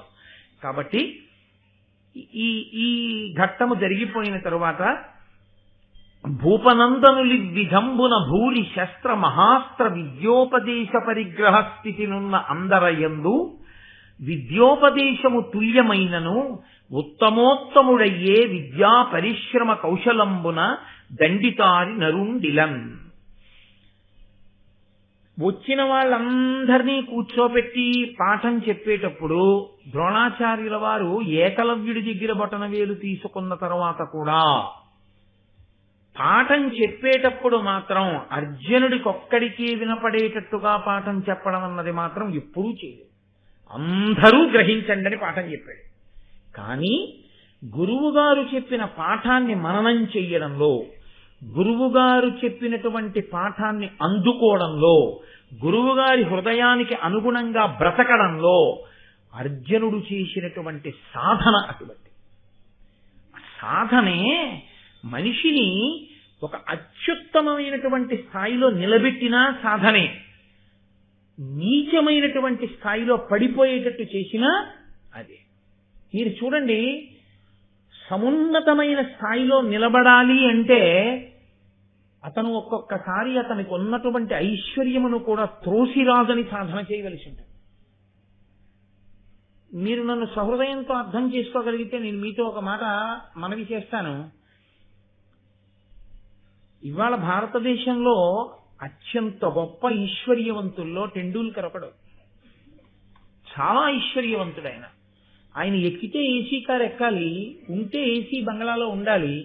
ఆయన కోరుకుంటే ఆయనకి దక్కనిది ఏం లేదు. ఇవాళ ఏ పార్టీ అయినా ఆయనకి ఎంపీగా నించుంటానంటే లోక్సభ స్థానం ఇండియాలో 542 నియోజకవర్గాల్లో ఎక్కడ నించున్నా బహుశా ఏకగ్రీవంగా ఎన్నిక కాగలడు. అటువంటి వాడు 36 ఏళ్ల వయస్సులో 50 ఓవర్లు స్టాండ్ బై లేకుండా పరిగెత్తి 200 రన్స్ కొట్టి నాట్అవుట్ గా నిలబడిపోయాడు అంటే టెండూల్కర్ క్రికెట్ను కాదు, టెండూల్కర్ వెనక ఉన్న సాధనని మీరు చూడండి. అతను ఎంత కష్టపడకపోతే ఎండలో ఒక రోజంతా నిలబడగలడు పడదెబ్బ తినకుండా. అంత పరిగెత్తగలుగుతున్నాడంటే అతను ఎంత సాధన చేస్తాడు. ఏ సాధన లేకుండా కీర్తి రాదు. ఏ సాధన లేకుండా అత్యున్నతమైన స్థాయిలో మీరు కూర్చోలేరు.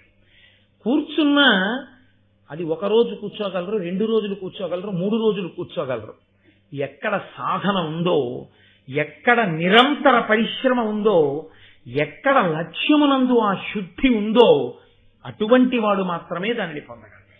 పరమేశ్వరుణ్ణి పొందాలి అనుకున్నవాడు శరీరాన్నే పెట్టుబడిగా పెట్టి పరమేశ్వరుడు అన్న లాభాన్ని పొందాలి. వ్యాపారస్తుడు వ్యాపారం చేసేటప్పుడు ముందు తన దగ్గర ఉన్న డబ్బుతోనే వస్తువులు తెచ్చి అక్కడ కొని పెట్టాలి, పెట్టి అమ్మి లాభం సంపాదించాలి. నువ్వు ఈశ్వరుణ్ణి చేరాలనుకున్నా, ఇంకొకటి పొందాలనుకున్నా ముందు పెట్టుబడి పెట్టవలసింది శరీరాన్ని. నువ్వు 4 లేవలేవు, నువ్వు కొంతసేపు వేసుకున్న ఒకే ఆసనంలో నువ్వు అలా కూర్చుని ఉండలేవు, నువ్వు సాధన చేయలేవు, నువ్వు కొంతసేపు వెన్నుపాముని నిటారుగా పెట్టి జపం చేయలేవు, సంధ్యావందనం చెయ్యవు, నీకొక్క శ్లోకం రాదు, నువ్వు ఒక్క పుస్తకం మంచిది కొనుక్కోవు, ఒక్క పుస్తకం చదవవు, 4 మంచి మాటలు చెప్పవు, ఆదర్శవంతంగా బతకవు, త్యాగం చెయ్యవు, నీకున్న దాంట్లో చటుక్కున పరుసు తీసి ఆర్తితో ఉన్నాడు అని ఒకడికి ఇవ్వలేవు గుప్తంగా. దేని చేత ఈశ్వరుడు నిన్ను సమున్నతమైన స్థాయిలో కూర్చోపెట్టాలి? దేని విషయంలో సాధన ఉంది? నిద్రపోవడంలో ఉందా, నిద్ర లేవడంలో ఉందా? ఇన్ని గంటలకు పడుకుంటానని పడుకోగలవా? ఇన్ని గంటలకి నా జీవితంలో ప్రతిరోజు లేస్తానని లేవగలవా? రోజు ఇంత జపం చేస్తానని చెయ్యగలవా? నేను ఈ విషయాలు ఎప్పుడూ ధారణలో ఉంచుకుని నేను ఎప్పుడూ ఇలా ధర్మపక్షపాతినై ఉంటానని నిలబడగలవా? ఏదో ఒక లక్ష్యంలో శుద్ధి సాధన ఏది? అసలు లక్ష్యము లేదు, లక్ష్యము కొరకు సాధన లేదు. ఈ 2 లేకుండా ఎలా నువ్వు సమున్నత స్థానంలో నించుంటావు? మేడ ఉంది, మేడ పైభాగం ఉంది, దానికో పైకెక్కడానికి నిచ్చెనుంది. నువ్వు నిలబడతావు తప్ప నిచ్చెనెక్కవు. నీకు ఈ కాలు తీసి నిచ్చెన మీద వేసి 2 చేతులతో నిచ్చెన పట్టుకుని ఓ కాలు ఆ కర్ర మీద పెట్టినప్పుడు నెప్పెడుతున్నా 2వ కాలు ఎత్తి మళ్ళీ ఇంకో మెట్టు మీద వేసి ఈ కాలు పైకెత్తి 3వ మెట్టు మీద వేసి కిందకి చూస్తే కళ్ళు తిరుగుతాయేమో అని చూడకుండా జాగ్రత్తగా ఊంచుకుని మెట్లెక్కుతూ మేడపై భాగాన్ని చేరుకోవడం అనే సాధన చేస్తే ఆ పైన నిలబడి నువ్వు సమస్తాన్ని చూసి సంతోషంగా ఉండొచ్చు. నిచ్చెనక్కడుంది, పైన మేడుంది, నువ్వు మాత్రం ఒక్క మెట్టెక్కడానికి కాలు తీయవు. నువ్వు ఎలా చేరుతావు పై భాగానికి? సాధన ఎక్కడుందో అక్కడ గురువు సంతోషించి తీరుతాడు. ఎవరి కోసం సంతోషిస్తాడు గురువు? ఏది సాధన? నేను ఈ సాధన చేశానని ఏం చెప్తావు? కంచి కామకోటి పీఠాధిపత్యం వహించి మహాపురుషుడిలా నడిచి వెళ్ళిపోతుంటే కొన్ని వేల మంది రోడ్లకి 2 వైపులా చొక్కాలు బనీళ్లు విప్పి నేల మీద పడిపోతున్నటువంటి రోజుల్లో జనువుతో నేసినటువంటి పాటలో 94 సంవత్సరాల వయస్సులో మౌనవ్రతం పట్టి తన గది కూడా తానే తుడుచుకుంటూ జపం చేసుకుంటూ పరమేశ్వర సాక్షాత్కారం కోసం ప్రయత్నించి అంతటి గొప్ప స్థితిని పొందారంటే, మా ఇంటికి వచ్చి పడుకోండని పిలిచేవాళ్ళు కోటీశ్వరులు కొన్ని వేల మంది ఆయన ముందు నిలబడితే సన్యాస ధర్మం అంటే సన్యాస ధర్మమే అని కట్టుబడి ఒక దేవాలయం ముందున్నటువంటి నాపరాళ్ల మీద ఉన్న కాషాయ గుడ్డని తల మీద వరకు కప్పుకుని పడుకుని నిద్ర లేచి తెల్లవారుజామున 3 గంటలకి స్నానం చేసి అనుష్ఠానం చేసి బతికున్నంత కాలం ఆసేతు హిమాచల పర్యంతం కాలినడక నడిచినటువంటి పరమాచార్యకున్నటువంటి సాధనా బలంలో నీకెంతపాటి ఉంది? మహాత్ములు ఉన్నారు, నువ్వెక్కడ తీసుకున్నావు స్ఫూర్తిగా? నువ్వు తీసుకుని సాధన చేస్తే గురువుల అనుగ్రహం వరిస్తుంది. గురువుని ఈశ్వరుడు పంపుతాడు, అది అర్హము. అక్కడ పాత్రత ఉంది, వెళ్ళు అక్కడ కురిపించు, పంపిస్తాడు. ఏది ఆ సాధన లేని చోట, ఆ పాత్రత లేని చోటకి ఎలా గురువు గారు అనుగ్రహం చేరుతుంది? చేరుదామన్నా చేరదు. వీడికి సాధన లేదు, ఎత్తు మీద ఉన్నాడు.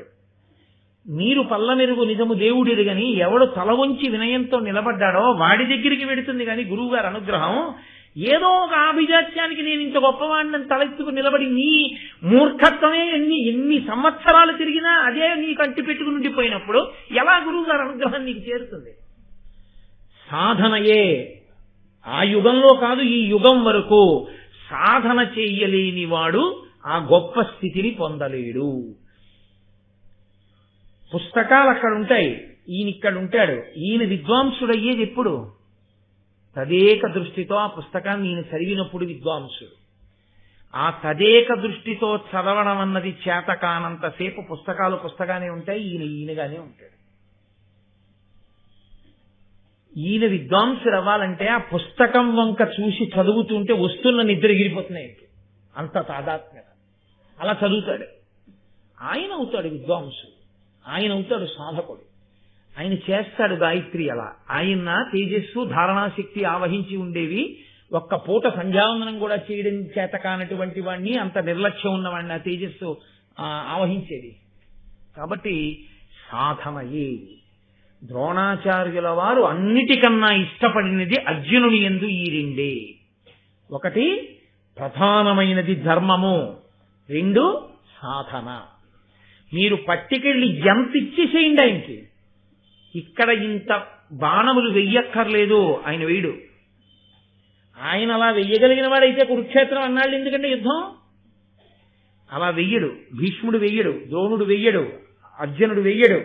వాళ్ళందరూ ఎక్కడ వరకో అక్కడ వరకే, దేని మీద ఎంత వెయ్యాలో అంత మాత్రమే.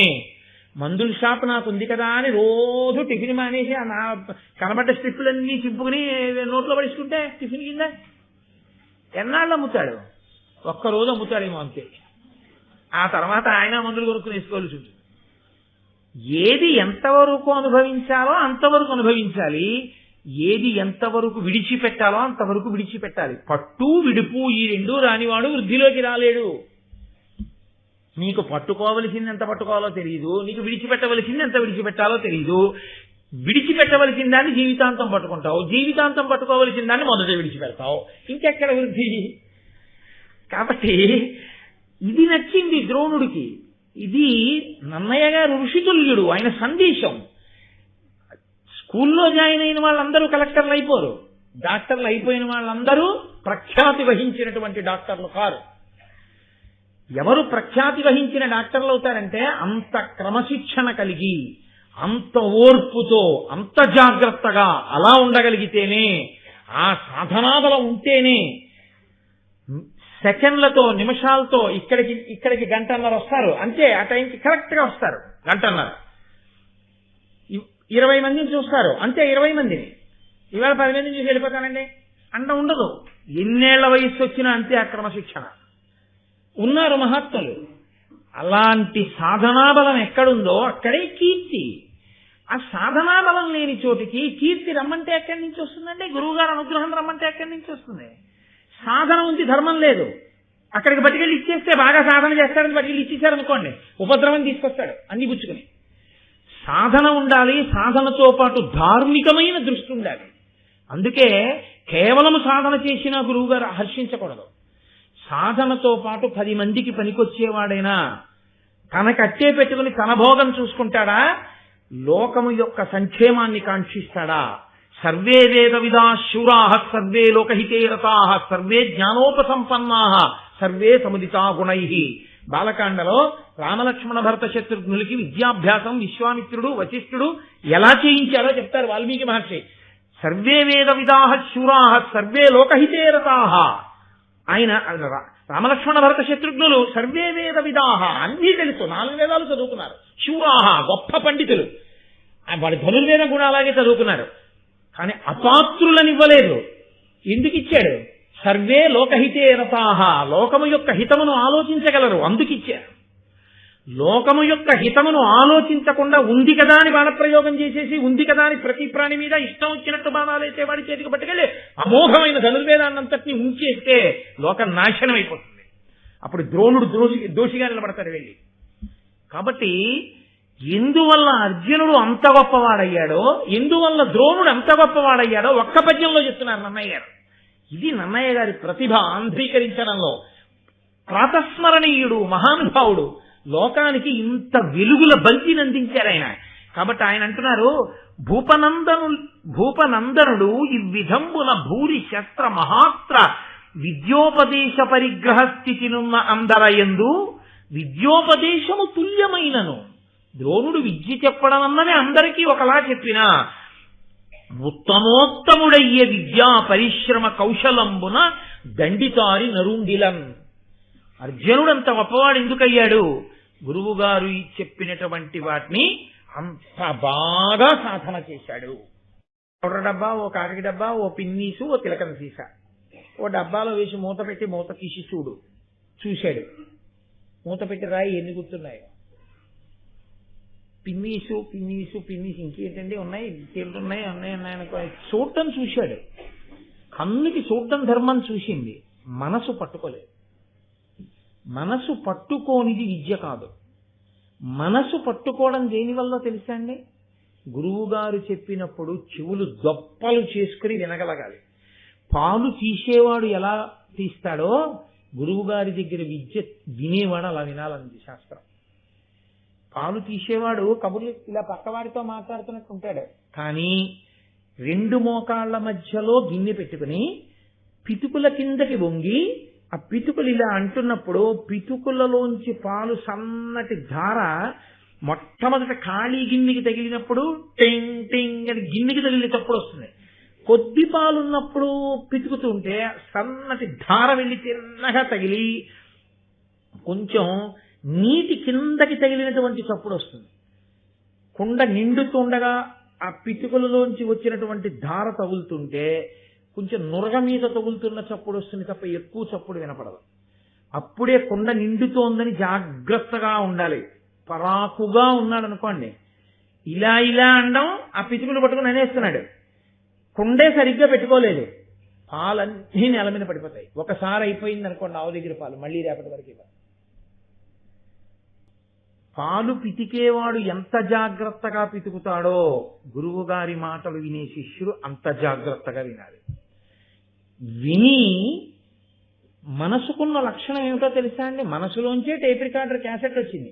అది మళ్ళీ దాని మీద సూపర్ ఇంపోజిషన్ ని అలౌ చేస్తుంది. పూర్వం నా చిన్నతనంలో టేప్ రికార్డర్ క్యాసెట్స్ అని ఉండేవి, ఆడియో క్యాసెట్స్. అది దాని మీద ఏదో మాయాబజార్ సినిమా పాటలు ఉండేవి. ఆ తర్వాత వెళ్ళి శ్రీకృష్ణ పాండవీయం సినిమా పాటలు దీని మీద చేసేయిందంటే ఇదే క్యాసెట్ పెట్టి మళ్ళీ రికార్డ్ చేసేస్తే ఇవి పోతాయి, వచ్చేస్తాయి. మనసు కూడా అంతే. అది ఏం చేస్తుందో తెలుసా అండి? మనసు, ఇంకొక మాటలో చెప్పాలంటే మెదడు అనుకోండి. మీరు దేని పట్ల ఆసక్తి తగ్గించేసుకుని ఇంకొక దాని మీద ఆసక్తి పెంచుకున్నారో దాన్ని రికార్డ్ చేసుకుని దీన్ని వదిలేస్తుంది. వదిలేసింది అంటే గుర్తు ఏమిటో తెలుసా అండి? ఆసక్తి మారిపోయింది అని గుర్తు. ఆసక్తి ఉండిపోయింది అని గుర్తు ఏమిటో తెలుసా? ఎన్ని సంవత్సరాల వయసు రానివ్వండి, ఆ ధర్మ సూక్ష్మం కానీ లేకపోతే ఆ ఘట్టం కానీ దాని గురించి మాట్లాడడంలో కానీ తడబడదు, అలాగే వెళుతుంది. ఎందుచేత అంటే ఆసక్తి ఉండిపోయింది. మనసుకుండే లక్షణం ఏంటంటే మీరు పని ఏది చేస్తున్న ఆసక్తి అన్నది దానికి ఉండాలి, కానీ దాన్నే పట్టుకుంటుంది. వెళ్ళడం ఆఫీస్కి వెళ్ళినా ఆసక్తి భారతం మీద ఉండిపోయింది అనుకోండి, చిన్న ఖాళీ వస్తే చాలు ఏమి ద్రోణాచార్యుల వారు తిరుడుస్తున్నాడు అనుకోండి, ఒక ఫైల్కి మధ్యలో ద్రోణాచార్యులు వారు ఉంటారు. ఎందుకని అంటే ఆసక్తి ఉంటే, అమ్మ బాబోయ్ సాయంకాలం అయిపోతుంది భారతం చెప్పాలి రోజు ఏడుస్తున్నాడు అనుకోండి, ఒక్కటి జ్ఞాపకం ఉంటుంది. ఎందుకంటే ఆసక్తి ఇంకొక దాని మీద ఉంది కాబట్టి ఇది నిలబడదు. అందుకే అసలు ముందు మనసు పరిపుష్టము కావాలి, దాని మీద ఆసక్తి ఏర్పడాలి. ఆసక్తి కలగని చదువు చెప్పవద్దు అంది శాస్త్రం. అందుకే మాకు చిన్నతనంలో పాఠం చెప్పేటప్పుడు పాఠం చెప్పడం తేలిగ్గా చెప్పేవారు. ఆ పాఠం అసలు ఇవన్నీ ఏమిటి కుతూహలం పెంచడానికి ఎక్కువ చెప్పేవారు. నాకు బాగా జ్ఞాపకం, నా చిన్నతనంలో మాకు పాఠం చెప్పే రోజుల్లో ఎలా చెప్పేవారంటే, పుస్తకం మూసేసిలాగా కురు పాంచాల కోసల కాశీ వజ్జీ మల్లా అంగా మగధ వత్స మచ్చ చేది అవంతి గాంధార కాంభోజ సౌరాష్ట్ర అశ్మక, ఇవి రాజ్యాలు గెలిచారు. చూసుకో పుస్తకంలో ఇదే వరస, కురు పాంచాల కోసల కాశీ వజ్జీ అల్లా అంగా మగధ వత్స మచ్చ చేది అవంతి గాంధార కాంభోజ సౌరాష్ట్ర అశ్మక. ఓ ఆసక్తి వచ్చేది. అబ్బా ఈయన ఎలాగ చెప్పేస్తారో అలా మనం కూడా ధారణ చేయలేమా అంటే, ఇక తెల్లవారుజామున కురు పాంచాల మాసి మజ్జి మల్లాంగా వగదామచ్చాచేది ఆసక్తిని ముందు సృజించేవారు. అది అలా ఎందుకు జరుగుతుంది అని ముందు రకరకాల ప్రశ్నలు వేసేవారు.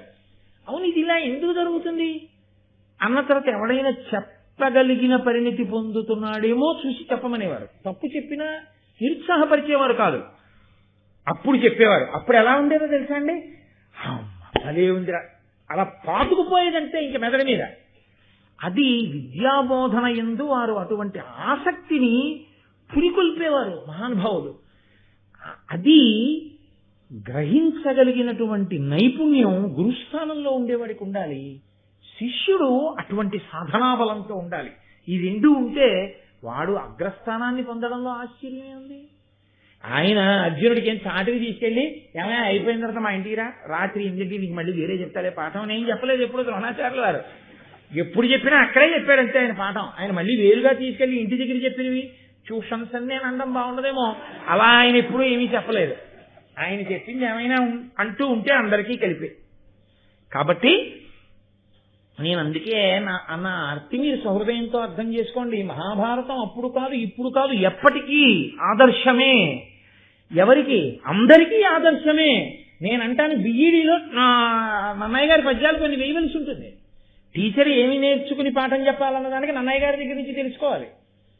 పిల్లాడు చదువుకోవడం మొదలుపెట్టిన తర్వాత ఒక స్థాయికి వచ్చే ముందు నన్నయ్య గారి పద్యాలు చెప్పి అసలు నువ్వు ఇలా చదువుకోవడం నీకు రావాలని చెప్పాలి. లేకపోతే వాడికి ఏం అలవాటు అవుతుందంటే గురువు గారికి పేర్లు పదులు పెట్టడం అలవాటు అవుతుంది. కాబట్టి సరే, ఇదంతా అసందర్భం అని నేను అన్నగాని భారతం మాత్రమే అంటారు. కాబట్టి ఇప్పుడు ఇలా సాధన చేయలేని వాళ్ళు కొందరున్నారు కదండి. మరి అందరూ వింటున్నారు, ఒకడు వృద్ధిలోకి వస్తున్నాడు. ఎందుకు వస్తున్నాడు? చీకట్లో దీపం ఆరిపోతే బాణాలు వేసి నేర్చుకుంటాడు, ఇంటికి వెళ్ళి హాయిగా పడుకోడు, సాధన చేస్తూనే ఉంటాడు కష్టపడి. కాబట్టి అతను సమున్నత స్థితికి వెళ్ళిపోతున్నాడు. మిగిలిన వాళ్ళు ఏం చేయొచ్చు? రెండు చేయొచ్చు. ఆయనలా సాధన చేయొచ్చు. పురే నువ్వు ఎలా చేస్తున్నావురా, మేము అలా చేస్తాం, ఫోన్లే వాడంత కాకపోయినా కొత్త ఎదుగుదాం మనం కూడా. ప్రేమ చేత ఆదర్శంగా తీసుకోవచ్చు. రెండు, వీడు ఏమీ చేయకుండా అలాగే ఉండి వాళ్ళంత గొప్పవాడవడం ఏమిటని ఏడవచ్చు కాదు. రెండు మార్గాలు ఉంటాయి. క్లాస్లో ఫస్ట్ ఒక్కడే కదండి ఉంటాడు. కాబట్టి ఆ ఒకడిని ఆదర్శంగా తీసుకోవడం నేర్పాలి తెలుసా అండి ఉపాధ్యాయుడు. ఆ ఒకడిని ఆదర్శంగా తీసుకోవడం మిగిలిన పిల్లలకి నేర్పకపోతే ఏమవుతుందో తెలుసా? ఈ జాడ్యం పిల్లలతో పోదు, తల్లిదండ్రులు గడుపుతుంది. ఎదురింట్లో అబ్బాయికి ఎప్పుడూ ఫస్ట్ వస్తుంది, మా అబ్బాయికి ఫస్ట్ రావట్లేదు.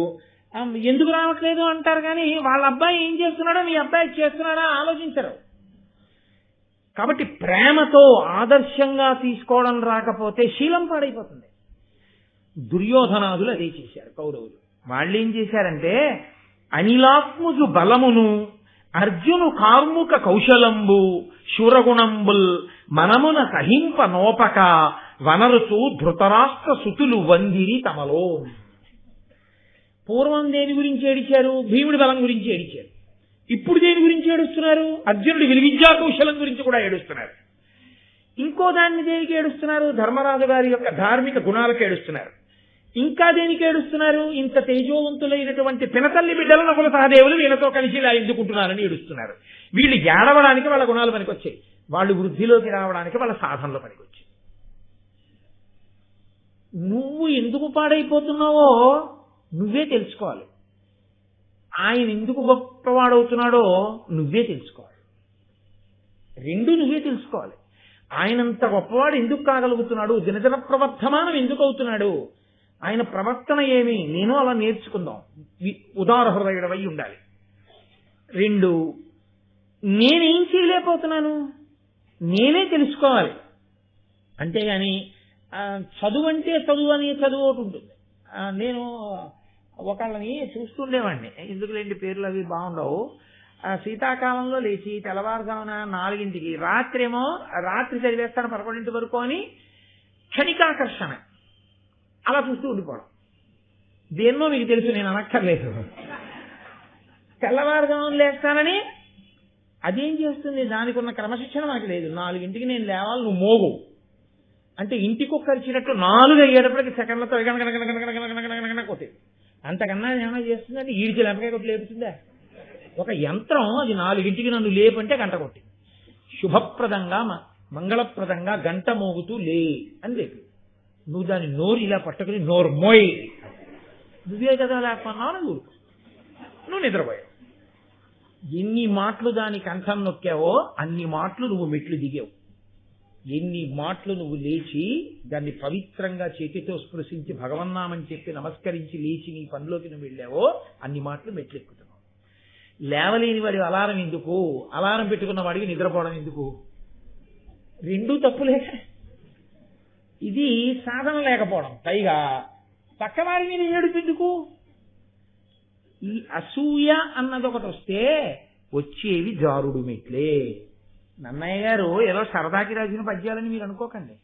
ఎవడి జీవితంలో వృద్ధిలోకి రావాలనుకున్నా ఆయన తెర వెనక చేసేటటువంటి సాధనని మీరు గమనించవచ్చు. కాబట్టి ఆ సాధన అన్నదే అంత అవసరం. కొన్నాళ్ళయింది, అయిపోయిన తర్వాత ద్రోణాచార్యుల వారు అందరు శిష్యుల్ని పిలిచారు. పిలిచి దానికి మళ్ళీ ఒక గౌరవం ఒకటి ఉంటుంది. ఏమిటి అంటే, అందరికన్నా వయసులో పెద్దవాడు ఉన్నాడు కదా, వాడిని ముందు పిలిచి అడుగుతూ ఉండాలి. కాబట్టి ధర్మరాజు గారిని ముందు నించోబెడుతూ ఉంటాడు ఆయన. ఆ స్కూల్లో పొడుగు వాళ్ళని ముందు నించోబెడుతూ ఉంటారు. అప్పుడప్పుడు పొట్టి వాళ్ళని ముందు కూర్చోబెట్టి పొడుగు వాళ్ళని వెనక్కి కూర్చోబెడతారు. నువ్వు ఉంటే వాడికి కనబడరా అంటారు. అవసరాన్ని బట్టి మారుస్తూ ఉంటారు. ద్రోణాచార్యుల వారు ఎప్పుడు ధర్మరాజు గారినే పక్కన నించోబెట్టేవాడు, వయసుని సిద్ధాంతంగా తీసుకొని. కాబట్టి నిలబెట్టి ఆయన అన్నాడు, ఇదిగో ఆ చెట్టు మీద పక్షిని చూసావా అన్నాడు. కృతకమైన పక్షిని పెట్టాడని మీరు అనుకోవచ్చు, తప్పేం లేదు. పెట్టి ఆ పక్షి తల కనపడుతోందా, బాణం వేసి కొట్టగలవా, ఇంకేమైనా కనపడుతున్నాయా అని అడిగాడు. అయితే ధర్మరాజు గారు అన్నాడు, పక్షి కనపడుతోంది, చెట్టు ఆకులు అన్నీ కనపడుతున్నాయి, నువ్వు వెయ్యక్కర్లేదు బాణం, అదొక వృధా. పక్కకి వెళ్ళాడు. ధర్మరాజు గారిని నెత్తినెక్కించుకోలేదు. ఆ తర్వాత భీముడిని పిలిచాడు, నకులుడిని పిలిచాడు, సహదేవుడిని పిలిచాడు, దుర్యోధనుడిని పిలిచాడు, మిగిలిన 99 మంది పేర్లు గుర్తెట్టుకు పాపం అటెండెన్స్ అటుకు పిలిచాడు. పిలిచి అందరినీ ఇదే అడిగాడు, బాణం వేసి తల కొట్టేయడానికి అనలేదు ఆయన. దాన్ని తల ఛేదించాలి. తల ఒకటే కనపడుతోందా, ఇంకేమైనా కనపడుతున్నాయంటే పక్షి కనపడుతోంది, ఈకలు కనపడుతున్నాయి, రెక్కలు, వెళ్ళిపో. అర్జునుడిని పిలిచాడు, దాని మెడ మీద తగలాలి బాణం, ఏం కనపడుతోందన్నాడు. నాకు ఇంకేమీ కనపట్టలేదు, మెడ ఒకటే కనపడుతోంది, వదులు బాణం అన్నాడు. అంతే. పక్షి శిరంబు తిరంబుగా నీక్షించితి ఒండుగాన నిద్దియుననినన్ లక్షించి వేయుమని సూక్ష్మేక్షణుడు ద్రోణుండు పనిచే ఇంద్రతనూజున్. వదిలిపెట్టు బాణం అన్నాడు. అంతే. ఆ బాణం వెళ్ళి ఖచ్చితంగా పక్షి యొక్క మెడకి తగిలి ఆ మెడ తెగి కింద పడిపోయింది. లక్ష్య శుద్ధి అంటారు. దేని మీద దృష్టో దాని మీదే దృష్టి పెట్టగలగడం. ఇది ఎలా ఉంటుందో తెలుసా అంటే లక్ష్య శుద్ధి అన్న మాటకు అర్థం ఏంటో తెలుసా? అది మీరగుట. నేను అన్నం తింటున్నాను అనుకోండి, అన్నం ఏమవుతుంది? నేను జాగ్రత్తగా నా కడుపు నిండేంత వరకు అటు ఇటు పిచ్చి పనులు చేయకుండా మధ్యలో కూడా చల్లట్టుకోకుండా అన్నం తిన్నాను అనుకోండి, ఏమవుతుంది? అన్నము నేనైపోతాను. నేను దాహం వేసి బింది దగ్గరికి వెళ్ళాను, నాకు ఎన్ని నీళ్లు కావాలో అన్ని నీళ్లు జాగ్రత్తగా గడగడగడగడగడ తాగేయకుండా చక్కగా నీళ్లు తాగాను అనుకోండి, నీళ్లు ఏమవుతాయి? నేనైపోతాను. ఎందుకైపోయాయి? దాని మీదే దృష్టి పెట్టి నీ కడుపు నిండేంత వరకు, నీకు చాలనేంత వరకు నువ్వు లోపలికి పుచ్చుకున్నావు కాబట్టి నీవైపోయాయి. అంతేగాని పరాకుగా ముక్కు దగ్గర పెట్టి పోసేశారనుకోండి, కడుపు నిండి దాహం తీరుతుందా? తీరదు. చదువునందు కూడా అంతే. పుస్తకం ఎదురుగుండా పెట్టుకోవడం తాను చదవడం కాదు, చదువుతుండగా పుస్తకం తాను ఎంత మారిపోతున్నాడు. అందుకే నేను వ్యాసుణ్ణి చదివాను, నేను నన్నయ్య గారిని చదివానంటారు. అంటే భారతం చదవడం కాదు, భారతము తానవ్వాలి. అంటే అంతగా అక్కడ చదువుతున్నప్పుడు పుస్తకము పద్యాలు కాదు, మీకు అంతఃపురము ద్రోణాచార్యుల వారు, చెట్టు పక్షి వాళ్ళందరూ రావడం, వెయ్యమండం బాణం, అర్జునుడు వెయ్యడం, ఆ పక్షి తల కూడి కింద పడిపోవడం, ఇవన్నీ ఇక్కడ కనపడుతూ ఈ కన్నులు పద్యాన్ని చదవాలి. అప్పుడు ఘట్టం ఇక్కడ ముద్ర పడిపోతుంది. ముద్ర పడితే ఆయన చదివాడు భారతాన్ని, తడబాటు రాదు. ఇలా ఓసారి పైనుంచి కిందకి వెళ్తూ మధ్యలో ఒకసారి కాఫీ అయిపోయింది ఏంటి అని ఇలా మాట్లాడుతూ సెల్ ఫోన్ తీసి చదువుకున్నాడు అనుకోండి, ఆయన ఏం చదివాడో ఆయనకే తెలియదు. ఆ తర్వాత వచ్చిన తర్వాత ఎవరో ఒకళ్ళు అది కూడా ఉంది కదండి పుస్తకంలో అన్నారు, అది ఉందా? బిడ్డాయి అది ఎక్కడుంది? అదేంటి ఇక్కడ ఉంది కదండి చూడండి. అరే చూడలేదండి అంటారు. చూడలేదేంటి? చదివావుగా మరి. అంటే అక్కడ శ్రద్ధ లేదు, లక్ష్యశుద్ధి లేదు, అది తాను కావాలన్న శ్రద్ధ లేదు. ఈ శ్రద్ధ ప్రారంభం ఏమిటంటే ఎక్కడెక్కడ ఉండదో తెలుసా అండి? చదువు దగ్గర, జపం దగ్గర, పూజ దగ్గర, వినడం దగ్గర, అలాంటి వేటి దగ్గర ఉండదు. అందుకే పాపం విందామని వస్తారు, రావడంలో కష్టపడి వస్తారు, అందులో దోషమేం లేదు. ప్రారంభం ఏమిటో కానీ ఖచ్చితంగా ఇక్కడే నిద్ర వస్తుంది. అది కూడా అదేమిటో మరి ఇళ్లలో అయితే తూలిపోతారు, ఇక్కడ అలాగే కూర్చుని నిద్రపోతారు తపస్సు చేస్తున్నారు. అటు ఇటు కూడా మళ్ళీ బెసకరు. కాబట్టి అర్జునుడు అంత గురితో బాణం వేయగలిగాడు. వేస్తే సంతోషించాడు ఆయన లక్ష్యశుద్ధికి. ఇదిరా నాయనా నేను కోరుకునేది, చాలా అద్భుతమైనటువంటి లక్ష్యశుద్ధిని నువ్వు చూపించావు అని. ఒకనాడు ఇది చెప్పాడు కదండి, అదిగో చెట్టు మీద పక్షి ఉంది, ఆ పక్షి మెడ కొట్టాలన్నాడు, అది కదలటం లేదు. కదలటం లేదు కాబట్టి కొట్టేశాడు, అయిపోయింది. ఒక్కొక్కసారి ఏమవుతుందంటే భయము, ఉద్విగ్నత, దుందుడుకుతనము ఇలాంటివి కొన్ని ఉంటాయి. అవి దాని యందు చాలా తొందరపడకుండా, ఆవేశం లేకుండా చక్కగా ఆలోచించగలిగినటువంటి నిపుణత కూడా ఉండాలి విలువిద్యకి పక్కన. అది లేదనుకోండి, అది లేకపోతే ఏమవుతుందంటే లేనిపోని ఉపద్రవాలు వస్తాయి. అలా వెళ్ళిపోతున్నాడు, మన శత్రువులాగే ఉన్నాడని మనం వేసేసాడు అనుకోండి, పాండురాజు గారు దిక్కల మీద వేసేసినట్టు ఉంటుంది కదా. లేనిపోని ఇబ్బందులు వస్తాయి. దశరథ మహారాజు గారు అలా బాణం వేసే కదా ఉపద్రవం తెచ్చుకున్నాడు. కాబట్టి బాగా ఆలోచించి దేని కొరకు బాణం వేస్తున్నాను అన్నది ఆలోచించి వేసేవాడు అయి ఉండాలి. అలా వేసే ముందు నిలబడడానికి ధైర్యం ఒకటి ఉండాలి. ముందు తనే భయపడి పారిపోయేవాడు బాణాలు ఏం వేస్తాడు, అటు ఇటు తాను పారిపోతూ బాణాలు వేస్తే అసహ్యంగా ఉంటుంది. అది ద్రోణాచార్యుల వారంటే ఆయన ఎన్ని నేర్పాడండి, ఎన్ని గొప్ప విషయాలు నేర్పాడు నిజంగా. ఇవాళ చూడండి సమాజంలో ఒక విచిత్రం జరుగుతూ ఉంటుంది, అది ప్రమాదం జరగదు, ప్రమాదం జరగకపోయినా మాక్ డ్రిల్ అంటారు, జరిగినట్టుగా చేస్తారు. చేస్తే నిజంగా అక్కడ అలాంటి ఉపద్రవం ఏదైనా జరిగిందనుకోండి, జరిగితే రక్షణ వ్యవస్థ అంతా కూడా ఎంత సిద్ధంగా ఉంది అన్నది చూడడానికి చూస్తారు. ఏదో ఫైర్ ఎక్స్టింగ్విషర్ ఉంది, దాన్ని ఎత్తి కింద కొట్టే ఆ లోపల ఉన్న కార్బన్ డైఆక్సైడ్ అందులోంచి బయటకు వస్తుంది. ఫైర్ ఎక్స్టింగ్విషర్స్ ఉన్నాయి, అగ్నిమాపక యంత్రాలు, సిబ్బంది ఉన్నారు. కానీ ఎప్పుడు 5 ఏళ్ల నుంచి అక్కడ ఏం అగ్ని ప్రమాదం జరగలేదు భగవంతుడి దయ వల్ల. ఆ రీఫిల్ ఒకటి ఎప్పుడు మార్చాలో అప్పుడు మార్చేస్తున్నారు 3 నెలలకు ఒకసారి. కానీ నిజంగా అగ్ని ప్రమాదం వచ్చిందనుకోండి, బెల్ ఒకటి కొడతారు. ఆ బెల్ కొట్టగానే ప్రతి చోట దాన్ని ఆ ఫైర్ ఎక్స్టింగ్విషర్ని, అగ్నిమాపక యంత్రాన్ని తీసి నేలకేసి కొట్టాలి. దాని నాబ్ వెళ్ళి ఆ గొట్టం వెళ్ళి లోపల కొడుతుంది. లోపల ఉన్న కార్బన్ డైఆక్సైడ్ సిలిండర్ బద్దలైపోయి కార్బన్ డైఆక్సైడ్ పైకి వస్తుంది. వస్తే మంట ఆరిపోతుంది. అది వీడికి గుర్తుందో లేదో అని ఏం చేస్తారంటే అగ్ని అంటుకోకపోయినా వీళ్ళే ఎక్కడో ఏ గడ్డో అంటించి ఫైర్ బెల్ కొడతారు. ఆ బెల్ కొట్టారంటే అందరూ గబగబా దీన్ని పట్టుకుని పరిగెత్తాలి. వీడప్పుడు ఏమన్నా 3 ఏళ్ల క్రితం వెళ్ళాను చెన్నై ట్రైనింగ్కి, ఇది ఎలా కొట్టాలంటారు, ముందుకు తిప్పి కొట్టాలా వెనక్కి తిప్పి కొట్టాలా అన్నాడు అనుకోండి, అగ్ని ఆగుతుందా వీడు నేర్చుకుని వచ్చే వరకు. అందులో అప్పుడప్పుడు వీడికి ఇటువంటి ఉద్విగ్నతతో వెంటనే ఆ స్థితిని ఎదుర్కొనేటటువంటి స్థితిని కల్పించడానికి కృతక ప్రమాదమును సృష్టిస్తారు. సృష్టించి వీడిలా ఉన్నాడా లేడా, వీడిలా చేయగలడా లేడా, నిలబడగలడా లేడా పరిశీలిస్తాడు. ఎందుకో తెలుసా అండి, చక్కగా ఉన్నప్పుడు మాకు చేసినటువంటి ప్రయత్నం గభాలను చేయవలసి వస్తే చేయలేని వాడు ఉంటాడు లోకంలో. మళ్ళీ అదో గమ్మత్తు ఉంటుంది. మీరు బాగా ఏమండో రేపు 100 మీటర్లు పరిగెత్తాలి అన్నారనుకోండి, 6 నెలల నుంచి పరిగెత్తి సాధన చేసేసి పరిగెత్తవలసిన రోజున 100 మీటర్లు దురుక్కులు పరిగెత్తిస్తాడు. ఓ 3 నెలల పోయిన తర్వాత ఇవాళ నువ్వు ఇప్పుడు పరిగెత్తాలి అన్నారనుకోండి, ఆ మాట మీరు ముందు చెప్పలేదు, ఇప్పుడు ఎక్కడ పరిగెత్తగలం, కడుపు ముందుకు సాగిపోయింది. ఆ ఒక్కసారి పరిగెడితే చాలనుకున్నా, అస్తమానం ఇలా పరిగెత్తమంటారని నాకేం తెలుసు అన్నాడు అనుకోండి. ఎలా అంటే అప్పుడు పనికి రాలేదు ఆయనకి, ఎప్పుడో పనికొచ్చిన వాడని అనుకున్నా ఇప్పుడు పనికిరాని వాడు అయిపోయాడు. అలా వీళ్ళు అటువంటి స్థితి కలిగితే నిలబడగలిగిన వాళ్ళేనా ఈ శిష్యులు? లేకపోతే ఆ స్థితిలో నిలబడలేక వచ్చిన అందరినీ నించోబెట్టి ఒక్కొక్కడిని పిలిచి, నాన్న పక్షిని కొడతావా అంటే కొట్టగలనండి అని ఒకడు, కొట్టలేనండి అని ఒకడు. అర్జునుడు కూడా ఇలా అయితే ఆ పక్షి ఇప్పటికి అయిందాక ఇప్పటికి 101 మంది అది దాన్ని వేయగలవా అంటే అన్ని కనబడ్డాయి, పక్కకి వెళ్ళిపో అని కదా పిలుస్తున్నాడు. కాబట్టి అకస్మాత్తుగా ఏదైనా సంఘటన జరిగితే నిలబడతాడా అర్జునుడు? తత్తరపడకుండా నిలబడగలడా? అప్పుడు కదా పూర్ణత్వం విజయందు చూడాలి. అలా నిలబడగలిగితే ధర్మాన్ని నిలబెడతాడు. ధర్మానికి వైక్లభ్యం ఎలా వస్తుందండి? నోటీస్ ఇచ్చి వస్తుంది ఏంటి? దొంగతనం చేసేవాడు ఏమన్నా రాబో 3 నెలలలో ఏ రోజైనా నేను మీ ఇంట్లో దొంగతనం చేయవచ్చు అని కాగితం ఏమైనా పంపిస్తాడా? ట్యాక్స్ కట్టమని పంపిస్తారు. ఏదో ఇన్ని బలాన వచ్చే నెల 21వ తారీఖు లోపల మీరు పన్ను చెల్లించవలను అని పంపిస్తారు. దొంగలు పంపించారు కదా నోటీసులు.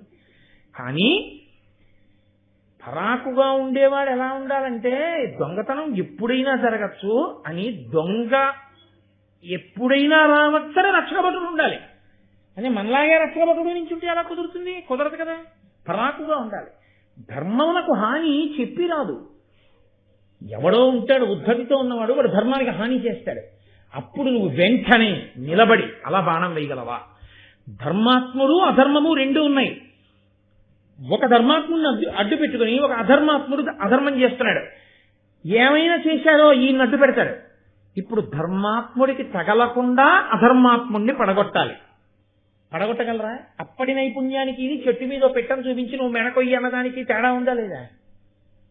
అప్పుడు బాణం వేసి ఏమన్నా మీరు పెట్టను కొట్టమన్నప్పుడు ఎలా కొట్టారో అలాగే కొట్టానండి, కానీ ఆయన ముందు ఇంకోటి పెట్టుకోవడంలో ఆయన దయవేసింది నేనేం చేయనండి, మా వెనకవాడు పారిపోయాడు ఏంటంటే అప్పుడు ఇంటికి ఇంకా ఈ పిట్టల్ని కొట్టడం ఇవన్నీ బాణాలు, ద్రోణాచార్యుల వారు పెద్ద శిక్షణ తరగతులు, నేనేమో నెత్తి కొట్టుకుని చెప్పడం, యుగాలు మారిపోయినా మీరేమో పనులు మానేసి కూర్చొని వినడం. ఏమిటి ద్రోణాచార్యుల వారి విరుద్ధంలో గొప్పతనం? ఇక్కడ ద్రోణుడి గొప్పతనం అంటే అది. ఇచ్చట మొసళ్ళు ఉన్నవి ఈత కొట్టరాదు అని బోర్డు ఉంటుంది కొన్ని చోట్ల. మీరు చూశారో లేదో, హైదరాబాద్ నుంచి నాగార్జున సాగర్ నుంచి వచ్చేస్తుంటే మంచి గోదావరి ప్రవాహం కనబడుతుంది. ఎవరికైనా ఉత్సాహం వస్తుంది ఒకసారి గోదావరిలో దిగుదామని. కానీ అక్కడే మొసలి బొమ్మేసి, ఒకవేళ వీడికి చదువు రాదేమో అని ఓ పెద్ద బోర్డు ఎడతారు, ఇక్కడ మొసళ్ళు విరివిగా ఉన్నవి నీట ఎందు దిగరాదు. వాడు దూరం నుంచి చూసి వెళ్ళిపోతాడు. ఆఖరికి ఎండుటాకు తగిలిన నేల మీదకి వచ్చిందేమో అని కారులోనే కూర్చొని అద్దంలోంచి చూసి వెళ్ళిపోతాడు కాదు. అలా ఆయన ద్రోణుడు అంటే సామాన్యమైన గురువు అండి. గురువుల వైభవం అంటే ఏమిటో మీరు గమనించాలి. ఆయన ఒక రోజున నదీ స్నానానికి వెళ్ళాడు. ధర్మం అన్న మాటకు అర్థం ఉంది. గురువు గారు నదీ స్నానానికి వెళ్ళి నేను నదీ స్నానం చేసి వస్తానన్నారు అనుకోండి, వెళ్ళి తొందరగా వచ్చాను గురువుగారిని వీళ్ళు పడుకోకూడదు, వచ్చాక లేకుండా. గురువు గారు వెళ్తున్నారంటే మనము వెళ్ళాలి. గురువు గారు వెళ్తుంటే మనం వెళితే మనం ఏం చేస్తాం? స్నానం చేసిన బట్ట మళ్ళీ కట్టుకు రాకూడదు. నది కడితే వేరు బట్ట పట్టుకెళ్ళి ఆ బట్ట కట్టుకుని ఈ బట్ట విడిచిపెట్టి దాన్ని ఆ బట్ట పట్టుకుని రావాలంటే మళ్ళీ నదిలో విడిచేయకూడదు, ఇంటికి వచ్చి ఉతుక్కోవాలి. గురువు గారి బట్టలు గురువు గారి పట్టుకుని వెళ్ళిపోతున్నారు అనుకోండి, ఇంకా గురువు గారి శిష్యుడు ఏంటి? గురువుగారి బట్టలు, గురువుగారి ఆచమన పాత్ర, కలశ పాత్ర ఆయనే పట్టుకుని వెళ్ళిపోయి ఆయనే ఆ బట్టలు తుక్కుని ఆయనే నీళ్లు పెట్టుకుని ఆయన వచ్చేస్తే వీడి చేతిలో ఉంటే గురుగారు గురుగారు అని కనపడ్డ అనుమానాలన్నీ అడగడం మొదలెట్టారు అనుకోండి. ఆయన ఏదో మార్నింగ్ వాక్ చేసుకుందామని వెళ్ళాడు. మార్నింగ్ వాక్ చేసేవాడు మాట్లాడకూడదు కదా, ఆయన వచ్చేయాలి. అమ్మ బలిసి అడగ దొరికాడరా ఇక్కడే మనకని చెప్పి అప్పుడు నీకున్న అనుమానాలన్నీ అడగమన్నా భారతం మీద రామాయణం మీదను ఎక్కడ అడగాలో అక్కడ. ఆయన ఏదో కూరలు కొనుక్కుంటున్నాడు రైతు బజార్లో, ఏమంటే మొన్న చెప్పిన భారతంలో అని అప్పుడే మొదలెట్టడం. ఆయన ఏ పని మీద ఉన్నాడో దానికో స్థితి ఉంటుంది, దానికో సమయం ఉంటుంది, దానికో సందర్భం ఉంటుంది. ఆయన ఏమనుకుంటాడు, నా ప్రారంభం కొద్దీ చెప్పాను రా భారతం, ఇది ఎక్కడ కూడా అనుకోడు. కాబట్టి ఎక్కడ ఎలా తర్ఫీదు ఇవ్వాలో అలా ఇవ్వాలి ఆయన గురువు అంటే. అంతేకాని ధనుర్వేదం నేర్పిన వాడు అలా చెట్టు మీద బొమ్మని పెట్టి కొట్టేయండి అంటే కొట్టేస్తే మీరు అందరూ బాగా కొట్టేశారు అని వెళ్ళిపోమంటే ఎలా ధర్మం నిలబెడతాడండి అర్జునుడు. అందుకు ఆయన ఒక గొప్ప పరీక్ష పెట్టాడు. ఆయన స్నానానికి వెళ్ళాడు, వీళ్ళు స్నానానికి వెళ్ళారు.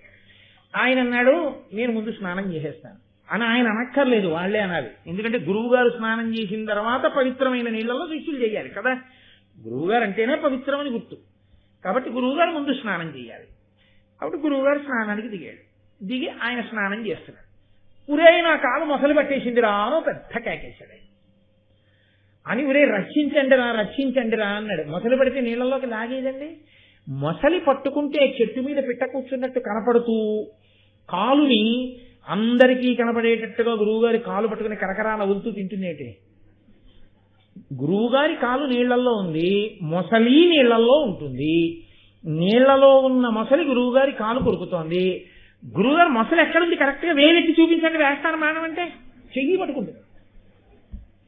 ఇప్పుడు గురువుగారి కాలు పైన ఎక్కడుందో చూసుకుని బహుశా పాదం ఇక్కడ ఉంటుంది, నోరు ఇలా పట్టి ఉండుంటుంది, దాని మర్మావయం ఇక్కడ ఉండుంటుంది.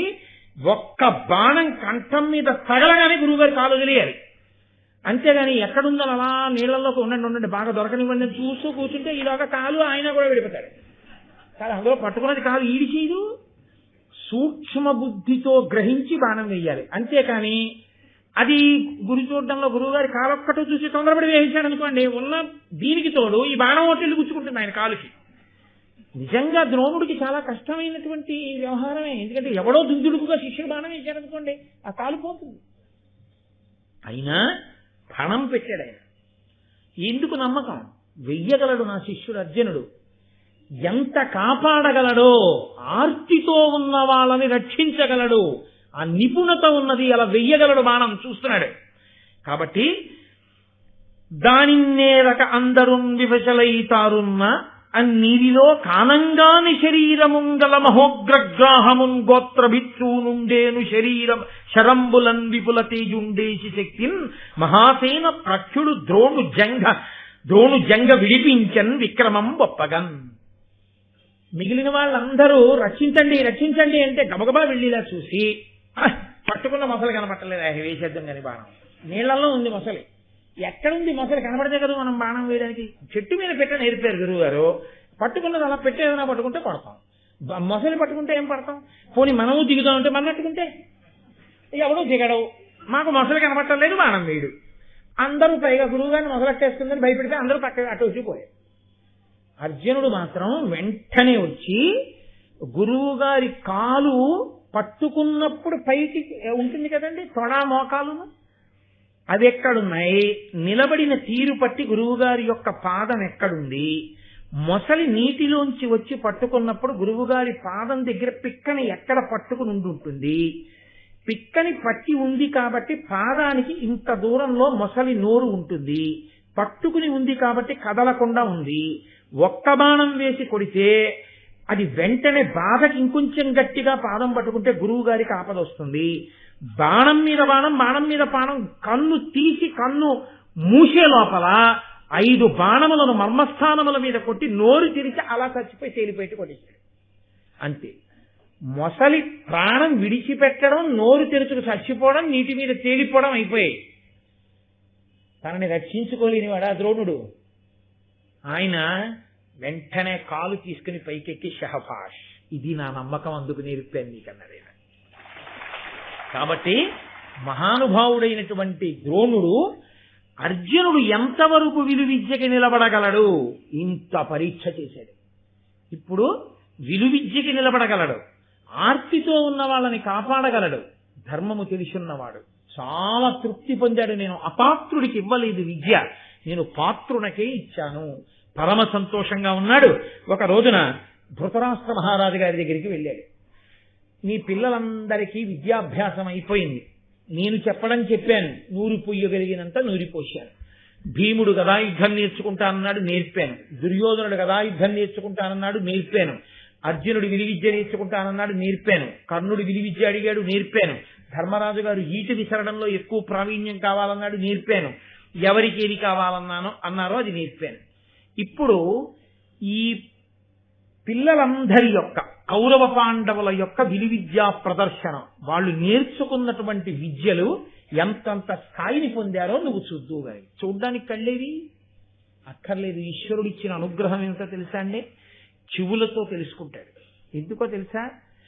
అర్జునుడు వెళ్ళాడు లక్ష్య సాధనకి అన్నారనుకోండి, అందరూ జయహో జయహో నరిచారనుకోండి, అకస్మాత్తుగా నిశ్శబ్దంలోంచి. అంటే అర్జునుడు ఏదో లక్ష్యాన్ని అలా ఛేదించాడని గుర్తు కదా. అందుకని పైగా రాజుగారు రావాలని మర్యాద, అందుకని ధృతరాష్ట్రుడిని ఆహ్వానించాడు. వెంటనే ధృతరాష్ట్రుడు విదురుణ్ణి పిలిచి అన్నాడు, కుమారాస్త్ర విద్యా ప్రదర్శనము, కుమారులందరూ కూడా ఇప్పుడు అస్త్ర విద్యని ప్రదర్శిస్తారు. దానికి అనువుగా బాగా విశాలమైనటువంటి భూమినంతటిని దున్ని ఎక్కడ పెంకులు కాని ముళ్ళు కాని ఎముకలు కాని ఇలాంటివి లేకుండా శుభ్రం చేసి ప్రజలందరూ చుట్టూ కూర్చుని చూడడానికి వీలుగా మంచెలు కట్టి, ఇప్పుడైతే గ్యాలరీలు అంటామేమో, చుట్టూ కూర్చోడానికి వీలుగా మంచెలు కట్టండి. ప్రజలందరికీ చెప్పండి, ఫలానా రోజున పిల్లలందరూ తమ తమ అస్త్ర విద్యా శక్తిని ప్రదర్శనం చేస్తారని చెప్పండి. తర్వాత మహానుభావుడైనటువంటి ద్రోణుడు, శల్యుడు, భీష్ముడు, మేమందరం కూడా అక్కడికి వస్తాం, వచ్చి చూస్తాం. మేము కూర్చోడానికి తగినటువంటి గదుల్ని నిర్మాణం చేయండి.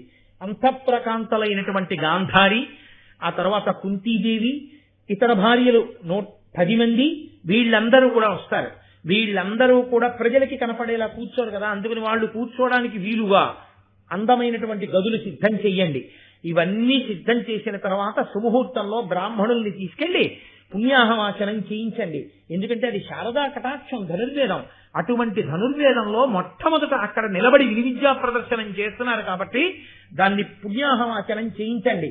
చేయించిన తర్వాత ద్రోణాచార్యుల వారు తనకి నచ్చిన క్రమంలో శిష్యుల చేత విద్యా ప్రదర్శనం చేయిస్తాడు. కాబట్టి అన్ని విధాలా సిద్ధం చేయించండి అన్నాడు. విదురుడు మహానుభావుడు ఆ విలువిద్యా ప్రదర్శనానికి వీలుగా భూమినంతటిని చదును చేసి, మిట్టపల్లాలు లేకుండా చేసి, ఎముకలు లేకుండా చేసి, ఎక్కడా గాజు పెంకులు ముళ్ళు లాంటివి లేకుండా చేసి, గురి చూసి లక్ష్యం కొట్టి బాణప్రయోగం చేసి తన లక్ష్యశుద్ధిని నిరూపించుకోవడానికి వీలుగా కొన్ని లక్ష్యాలను ఏర్పాటు చేసి, గదాయుద్ధం చేసేటటువంటి వాళ్ళు గదలతో కొట్టుకుంటూ తిరగవలసి ఉంటుంది కాబట్టి అలా తిరగడానికి వీలుగా మెత్తటి మట్టితో కూడినటువంటి వేదికలు కొన్నిటిని తయారు చేసి, పరుగెత్తుతున్నటువంటి వాటిని కొట్టి చూపించవలసి ఉంటుంది కాబట్టి క్రూరమైనటువంటి ప్రాణులు నోరు తెరిచినప్పుడు ఎంత లాఘవంగా బాణాలు కొట్టచ్చో చూపించాలి కాబట్టి అలా కొన్ని ప్రాణులను సిద్ధం చేసి, కొన్ని కొమ్ములు, ఆవు కొమ్ము, ఎద్దు కొమ్ము ఇలాంటివి, అంటే వాటి కొమ్ము తీసుకొచ్చి వేలాడగడితే ఆ కొమ్ము మీద, ఇంత కొమ్ము మీద ఎన్ని బాణములను వరుస క్రమంలో కొట్టగలడో అన్ని కొట్టి గొప్పతనాన్ని నిరూపించడానికి వీలుగా కొమ్ములు మొదలైనవి సిద్ధం చేసి ఇన్నిటిని సిద్ధం చేయండి. ఒక్కొక్క అస్త్రప్రయోగం చేసినప్పుడు కారు చీకట్లు కమ్ముకుంటాయి, ఇంకొక అస్త్రప్రయోగం చేసినప్పుడు మళ్ళీ వెలుతురు వస్తుంది, ఇంకొక అస్త్రప్రయోగం చేస్తే వర్షం పడుతుంది, ఇంకొక అస్త్రప్రయోగం చేస్తే అగ్నిహోత్రం పుడుతుంది. దీనికి చూస్తున్న వాళ్ళు ఆపదకి లోను కాకూడదు. అందుకని అస్త్రప్రయోగం జరిగినప్పుడు ఆపద జరగకుండా దూరంగా ప్రజలుండేటట్టుగా అవన్నీ నిర్మాణం చెయ్యండి. విదురా, నీవు రాజనీతిజ్ఞుడవు కాబట్టి దీన్ని నువ్వు పర్యవేక్షించన్నాడు. విదురుడు వెళ్ళాడు. అద్భుతమైనటువంటి అటువంటి అస్త్ర విద్యా ప్రదర్శన వేదికని నిర్మాణం చేశారు. అంతా పూర్తయింది. ద్రోణాచార్యుల వారికి కబురు చేశారు, శుభముహూర్తాన్ని నిర్ణయించాడు. ఇదిగో నా శిష్యులతో కలిసి అస్త్ర విద్యా ప్రదర్శనం చేయిస్తానన్నాడు. తాను చల్లటి బట్టలు కట్టుకున్నాడు, చందనం రాసుకున్నాడు, మెడలో పుష్పహారం వేసుకున్నాడు.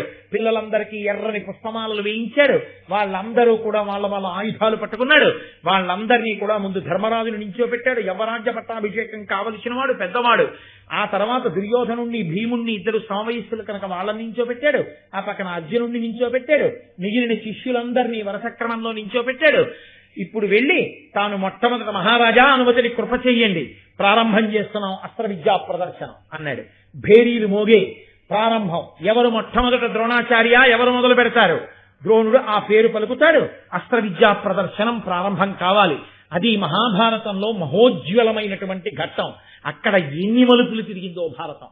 కాబట్టి అంత పెద్ద ఘట్టాన్ని ఇప్పుడు మొదలుపెట్టి శివరాత్రి చేయడం ఇష్టం లేక ఈ ప్రదర్శనం అంతా కూడా రేపు సాయంకాలం 6:30 విదురుడు నిర్ణయించిన ముహూర్తంలో ద్రోణాచార్యుల వారు ఆ అస్త్ర విద్యా ప్రదర్శనం ఆ పాండవుల చేత కౌరవుల చేత చేయిస్తారు. మీ అందరూ కూడా బాణాలు మీ మీద పడకుండా దూరంగా కూర్చుని చక్కగానే ఒద్దికగా విద్యా ప్రదర్శనమును వీక్షించెదరుగాక. కాబట్టి ఇవాళకి విశ్రాంతి తీసుకుని రేపు 6:30 కలుస్తున్నాం. మంగళాశాసన పరై మదాచార్య పురోగమై సర్వైశ్చ పూర్వైరాచార్యై సత్కృతాయాస్తు మంగళం. మంగళం కోసలేంద్రాయ మహనీయ గుణాత్మనే చక్రవర్తి తనూజాయ సర్వభౌమాయ మంగళం.